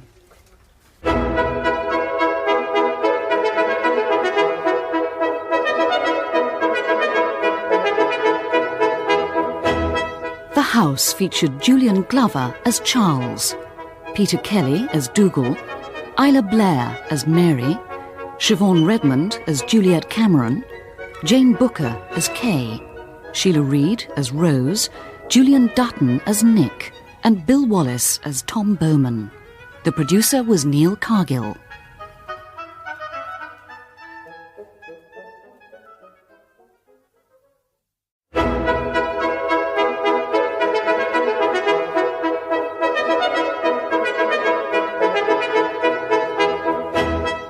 The House by Christopher Lee, featuring Julian Glover as Sir Charles Bannister and Peter Kelly as Dougal Baxter.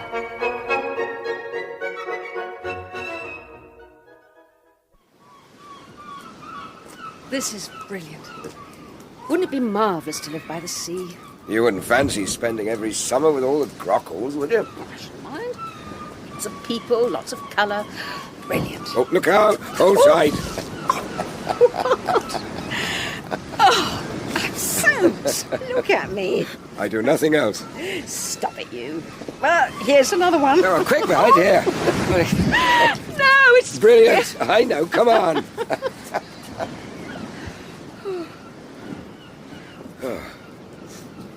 Lovely job. Tom Bowman, I thought you were supposed to be all hairy and outdoor. You're a wimp. Well, it's just an excuse to get you behind the bike shed. Come here. Hey, that's enough. I could do with some breakfast. That's smutty. Sorry, O Queen. And this isn't a bicycle shed, and anyway, I'm not 14 anymore. Oh, yes. What were you doing behind the sheds at 14? Waiting to be 16. Stop playing the fool. Come on. Handkerchief, please. Thanks. God, I hate these things. Shelters? No, you daft so-and-so. Conferences, they're the pits. How sad. I quite care for them. In a practical way. Come off it, look. Honestly? Only once a year. And think of all the duty speeches, handshaking and how you doing you can get through in 4 days. It's a panto. No wonder we don't put it on ice. You do. And on the day, everyone loves the principal boy. The rest of the year, mind you, you plot to knife him. It's contrived, sage-managed to perfection. Of course it is. That's why it's bearable. Cigarette? No, thanks. You've become quite disillusioned, haven't you? The deputy chairmanship is not nearly as grand as you thought. Yeah, not disillusioned, my love. I knew what I was getting into. Charles was at least honest about it. Really? I wonder what came over him. Dougal did. He took great delight in telling me I was hired as a flesh presser, cheerleader, and if necessary, fall guy. But you weren't put off. So it's a bit late to cry. Well, you won't see any tears from me. I just had enough. As my agent says, it's time to get back to real fiction. Another book? She can't get her 10% out of this nonsense. You told Charles? Not yet.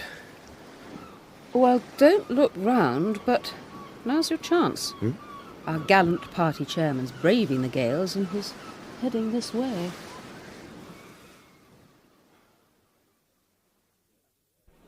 But you must have seen him. He said he was going to be here at this very place. If Sir Charles said he'd be here, then he will be. My dear Rose, even I can see he's not. I didn't say he was. I said... I know, he will be. But when? I'm very busy, believe me. I wouldn't believe anything else, I'm sure. Wait a minute. Polly! Listen, I can't stop. I'm just left to the station. But you've just arrived. Something's happened. It's not your father, is it? What's happened? Oh, that would be most inconvenient. I don't know. Listen, I'm picking up Uncle Hen. Him?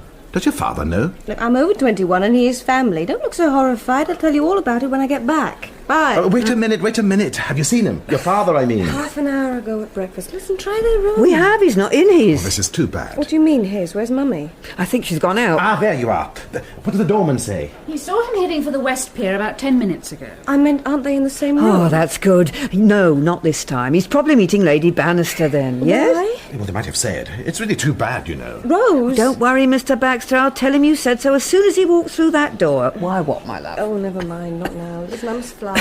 Bye. Bye. Do you hear what she's doing? Picking up Mary's brother from the station. Oh, Henry, what's his name? Colvil, yes. What's all that about? Search me. First I knew about it. A bit odd, isn't it? Exactly.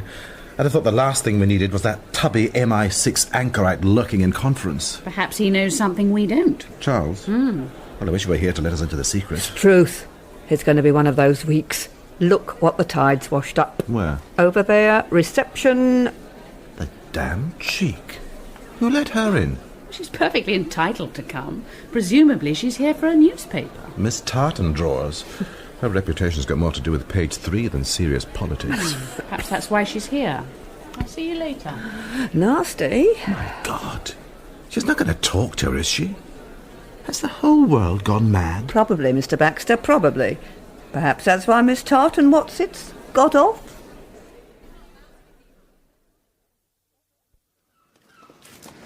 I must say, I'm not much concerned if you thought it rude or not. Tom's supposed to be trotting round the party faithful, not hiding in some beach hut with you. It is not a beach hut. It's a very public shelter. Oh, whatever. He was supposed to be in conference, not here. But there was no need to send him into detention like some naughty schoolboy. We were having a brisk stroll along the prom, nothing more. Look, Mary, I know you're old friends, but this is not 1930s Biarritz. We're not on a very English holiday. This is a party conference. It is business, not pleasure. And I needed some fresh air. I really don't understand you, darling. You know as well as I do that these occasions may be a bit of a chore, but we have a duty here. Or had you forgotten? How could I? Lady Bannister, please meet Miss So-and-so. Lady Bannister, would you buy a raffle ticket? Lady Bannister, we were wondering if your husband would... All right, but it's only 4 days. 4 days of twin sets and pearls. Oh, I'm sorry. Put it down to being middle-aged, darling. You're not. I was rather thinking of you, Charles. You're very touchy nowadays. Don't talk nonsense. Why not? I'm rather good at it.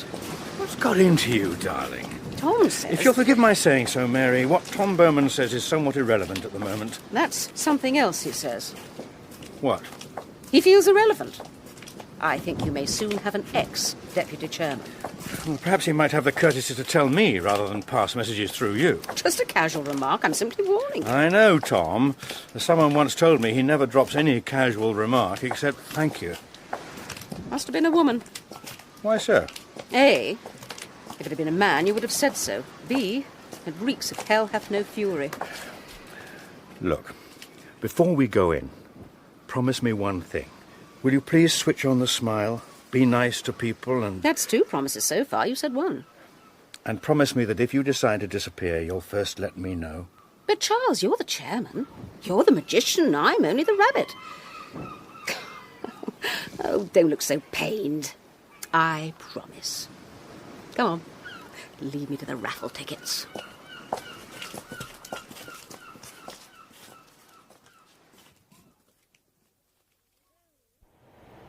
There he is. Look at him. He's actually got a porter. Brill, must be on special offer at the Railway Museum. Hi, Uncle Hen. One of the station masters isn't here to meet him. Look at that luggage. How long is he staying for? Oh, just tonight and tomorrow. You're joking. Your Uncle Hen changes at least twice a day. You'll get to like him. Ah, my dear Polly. Such treasure to my eyes. Oh, it's really lovely to see you. You know Nick, don't you? Hi. Oh, how nice to see you again. Now, where are we? Well, the car's just... Now, Porter, don't go. Our arrangement's not done. Where are we off to, then? Well, the car's round the side. I've got Mummy's. Oh, dear. The amusing voiture d'enfant. Right. Came free with 6 yogurt Oh, tops. don't be rotten. It's lovely. Of course it is, my dear, of course it is. But a trifle cramped. Well, there's heaps of room and you can sit in the front. And where shall everyone else be? Seriously, it's magic. But my baggage will need more than a wand and abracadabra. Now, young man, could you find a cab for my luggage? Take this. No, it's all right. I've got some dosh. Some, oh, yes, well... £10 should be sufficient. Dosh? Now, off you trot. Uncle Hen, there is no need, I promise you. I'm sure you do, Polly. And you, kind sir, would you please accept this? Oh, cheers. Thanks very much. Thank you. No, don't run away. Go with my young friend here. Show him where the cabs are. Well, they're out front. You can't miss them. Ah, but they may miss him. A man in uniform is worth 2 in a hurry. Nick, see the Baxter at this address. There we are. You'll be expected, and then we shall see you later at the hotel. Right, no probs. No, I'm sure not. Now, off you go. Goodbye. Yeah, well, okay. Indeed. See you then. See you later. What a delightful young man. So obliging. Quite clean. Don't stop teasing. He's really nice. Oh, and so we're having a party. Excellent. I do so enjoy parties. Oh, Mummy says you hate them and you usually make excuses when they have them. Sadly, dear Polly, parties tend to be given by the young. At my age, they tend to be social engagements. Well, this is a party, and you're coming. Should I, brought an appropriate gift? At a bottle? No, this is ours. No, I was thinking of something perhaps longer lasting. A memento of a happy occasion. You'll see. It's our secret. We, Oh, no. Oh, dear. I don't believe it. Such a forlorn expression. So very Oh, French. how could they? Very easily, I'm afraid. They simply slide the apparatus either side of the offending wheel, and then, well, I'm told, click-clamp is the vogue expression amongst its practitioners. It could work the other way, of course. You haven't anything to lose. I didn't actually say you were getting a job. But she believed you did. Well, possibly. If she writes it in her stinking little column, so what? The PM's hardly going to be persuaded by what she says. But it might just get some of the bootlickers thinking it's in his mind, and so they'll start dropping hints that it's a good idea. Well, that was the hope. Of course, I imagine it is. In his mind, that is. So you've been telling me for the past 9 months. Perhaps it's time we did something about it. You think I should have a word with her? Only if you want to ruin your chances. For some reason, she dislikes you. Probably intensely. I can't think why. Then why should she help me? Oh, wake up, Dougal. She's doing nothing of the sort. She's like all line crossers. She needs credibility among her peers. So far, she's nothing more than long legs and a fat salary. Well, I think she's got a cheek coming here. It's a free country. Well, not here it isn't. Did you see him?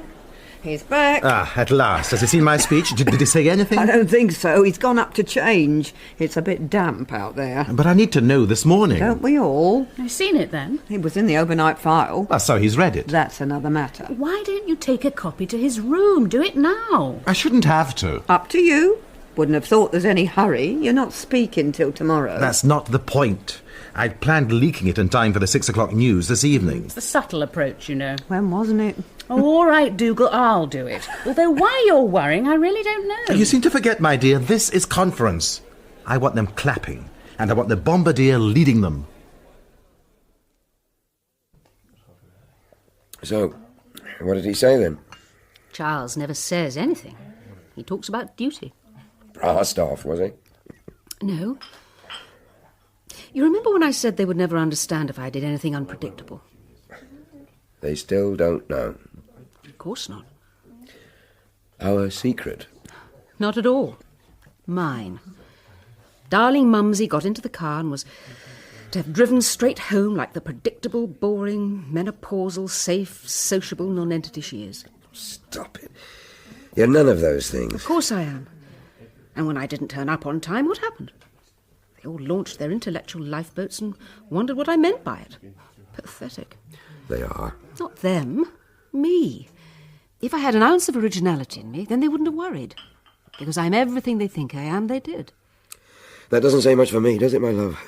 It doesn't concern you. It does. You're really saying you fancied using me to get at them. There's nothing new in that. Wish you'd told me, that's all. If I were very bookish, I'd probably say I wish I'd told me. So now what? So now we smile and pull up another chair. Huh? It's obviously my morning for looking over your shoulder. Polly, and where did you discover this rogue? Henry, what a delightful surprise. Hello? Hello, it's open, come in.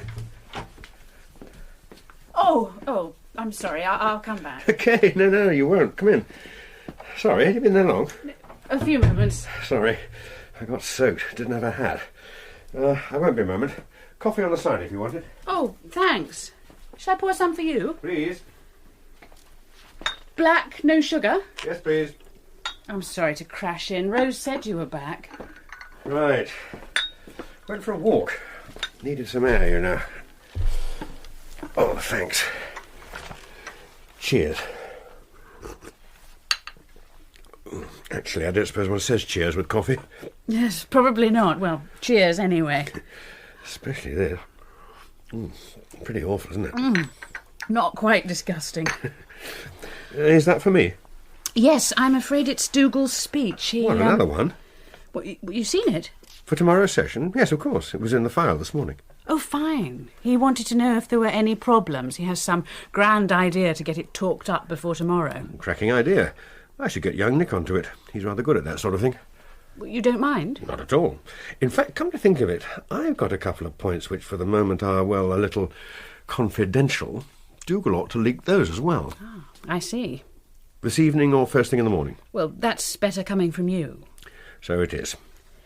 Well, I'd better go down and tell him. That's a very pretty frock, if you don't mind my saying so, Kay. New? Actually, yes. Thought I hadn't seen it. Very pretty. Suits you. Thank you, kind sir. Shall we go down?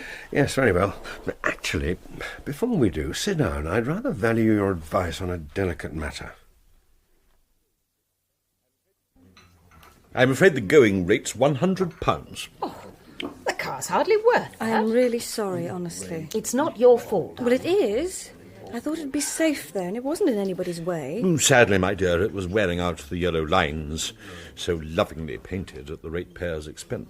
One feels so helpless. Well, that's sorted. Seems you have to divvy up £100 and then go sit in the little beast until they turn up with a spanner.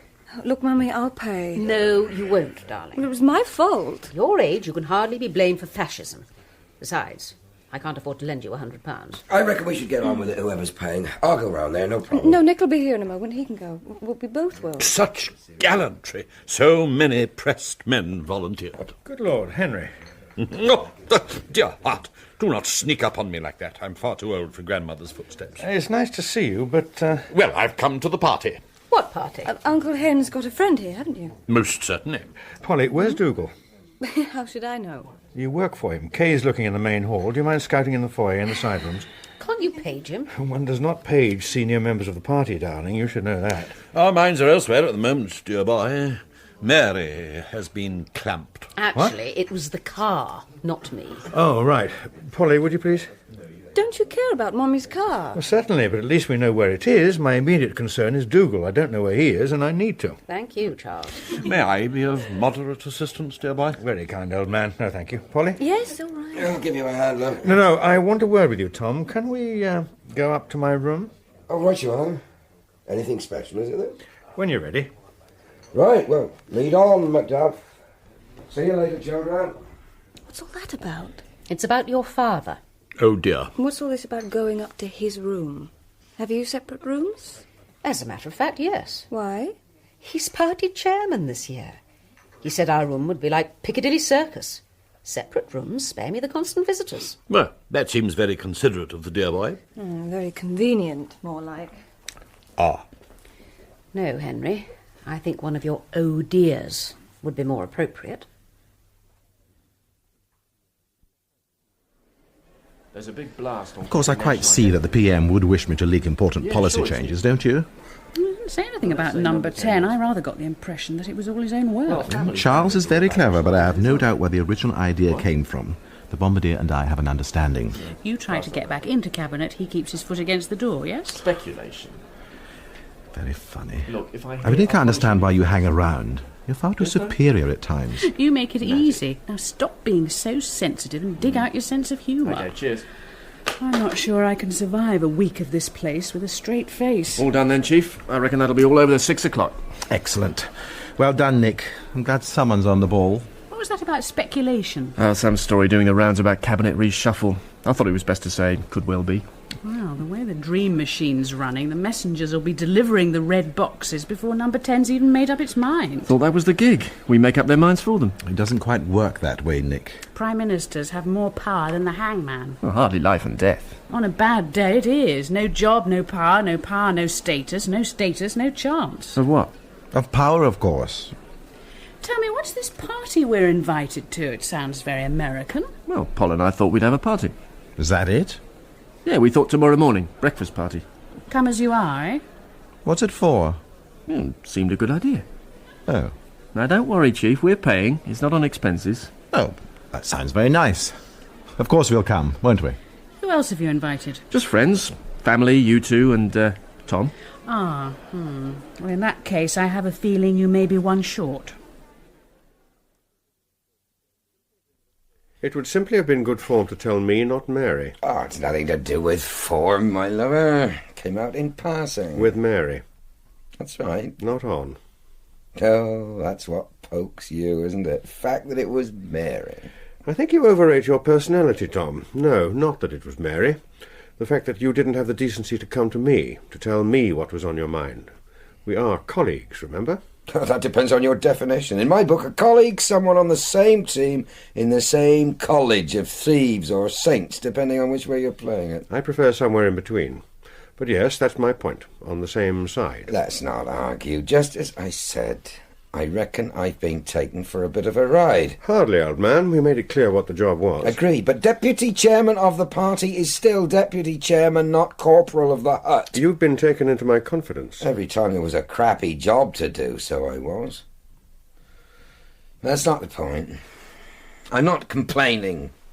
Best I wrap my hand, stick to what I know best. It's your decision. Perhaps it's better we simply let the appointment lapse. Oh, no, my son, can't do that. Not my style. See, people know me. Expect me to say things. That's why you hired me, yes? And? Well, they expect some sort of announcement. I don't want people thinking I couldn't hack it, got the bum's rush, now do I? You want a public statement? That would suggest differences of opinion. Not good. Who for? The party. Party'll survive. It's you who's in for the cat. I hardly think so. I will write the announcement. Bully for you, but don't forget you hired me in the first place. Way I hear it, the Prime Min wasn't keen. You insisted. You fouled up. He was right. You copped the blame. Tough luck, my lover. Frankly, I think he's a disgusting slob. The only time he keeps his hands to himself is when he's looking for his car keys. You don't have to sell me his good points. The first time I met him, he treated me like an actress looking for night work. Well, it's up to you. It's not what I'm here for. The party interviews are done by feature writers. Fine. I simply thought it might be useful and very amusing. Depends on your sense of humour. But I can see the irony. We could hardly be more opposite. No one would question the objectivity, I'm sure. And it's about time someone took him apart. But again, why me? Well, you just said it. It's time. Anyway, an interview like that wouldn't hurt you, would it? Look, I'm not suggesting you've something to prove to your editor, but... If I do this, am I going to owe you one? Of course. But if I ever collect, you'll want me to. It's that sort of deal, OK? Maybe. Well, it is. Room 302. We'll see. We'll see. Let's hope so, Miss Cameron. Let's insincerely hope so. Come on, then. How did it go? Did she buy it? Well, I think so. But as she said, we'll see, won't we?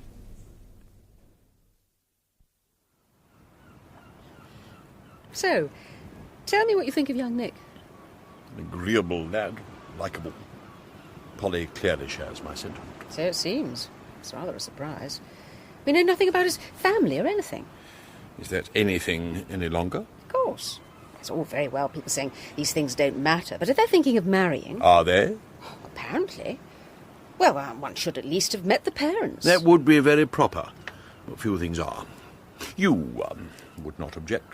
Good Lord, no. I simply don't like surprises. What does Charles say? Yes, darling. What? That's what he says. All he says. Yes, darling. Few like surprises, especially in our family. It has always been, thankfully, a sensibly boring family. Daddy wasn't boring. He was, and sensibly so.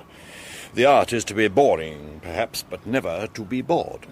Boredom in oneself brings about silliness, even indiscretion. Am I supposed to know? Or simply agree? I would have thought both. The answer's no. To which question? The one you're trying to ask. Come on, Henry. I'm your sister, for goodness sake. And the answer's no. Of course it is. In Polly's jargon, Tom's a wind-up. I'm not. Even if I wanted to be, I haven't the guts to be unfaithful. Ask Charles. He's the expert.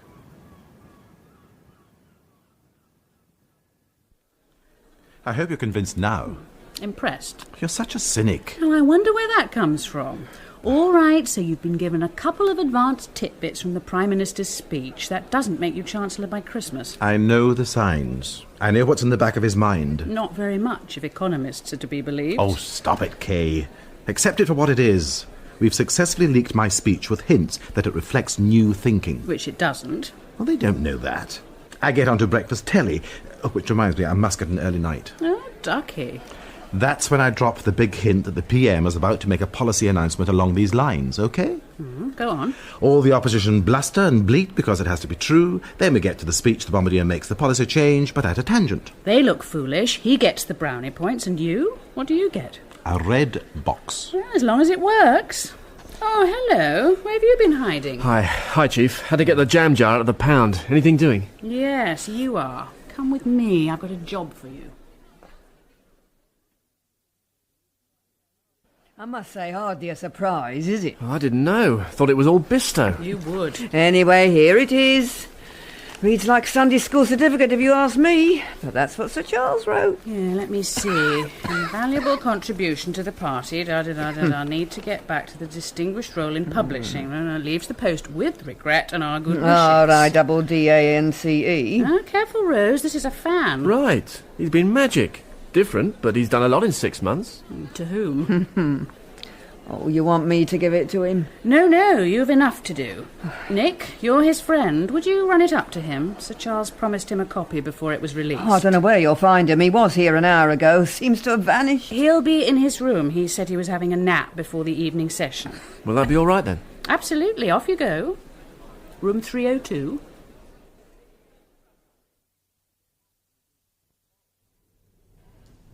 Paul! Where you been? Oh, Nick, let's go. Where? Just let's. Doesn't matter where. Yeah, I've had it up to here with this place. What's the matter? Us? Oh, Christ, no. Just... Oh, don't ask me, OK? Oh, come on, what is it? People, that's what. People. And what about our things? What about them? Come on. Ah, look at them, Dougal. In such a hurry. It's a fine time. I wish I were their age. Then you would not be famous, as indeed you are. Yes, I suppose I am. Still, there's something to be said for being 20 again. Nonsense. Now I may have a hot water bottle in June without being called a wimp. But you're an eccentric. You can do what you like. Eccentrics may only do what others like. If they do not, then they're called a nuisance. Like Tom Bowman. Like Baron Bowman, indeed. You've heard he's resigned. So soon. It could be difficult. The press will obviously make something of it. And so will he. A man of pride. A dangerous fellow. Mind you, I expect Charles will sort it. He always does.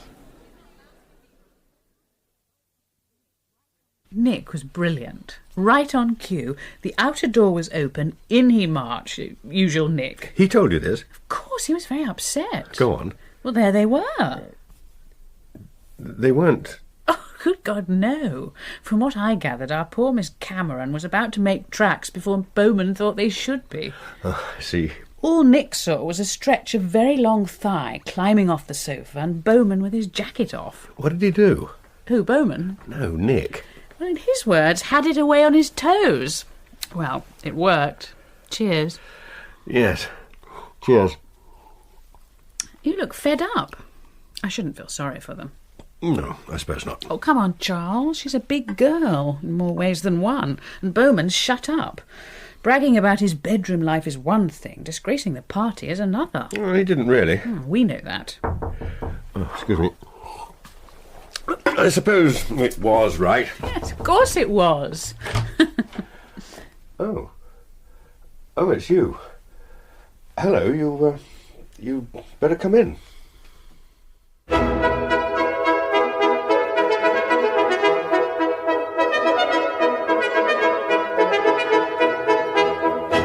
The house featured Julian Glover as Charles, Peter Kelly as Dougal, Isla Blair as Mary, Christopher Benjamin as Henry, Siobhan Redmond as Juliet Cameron, Jane Booker as Kay, Ruth Gemmell as Polly, Sheila Reid as Rose, Julian Dutton as Nick, and Bill Wallace as Tom Bowman.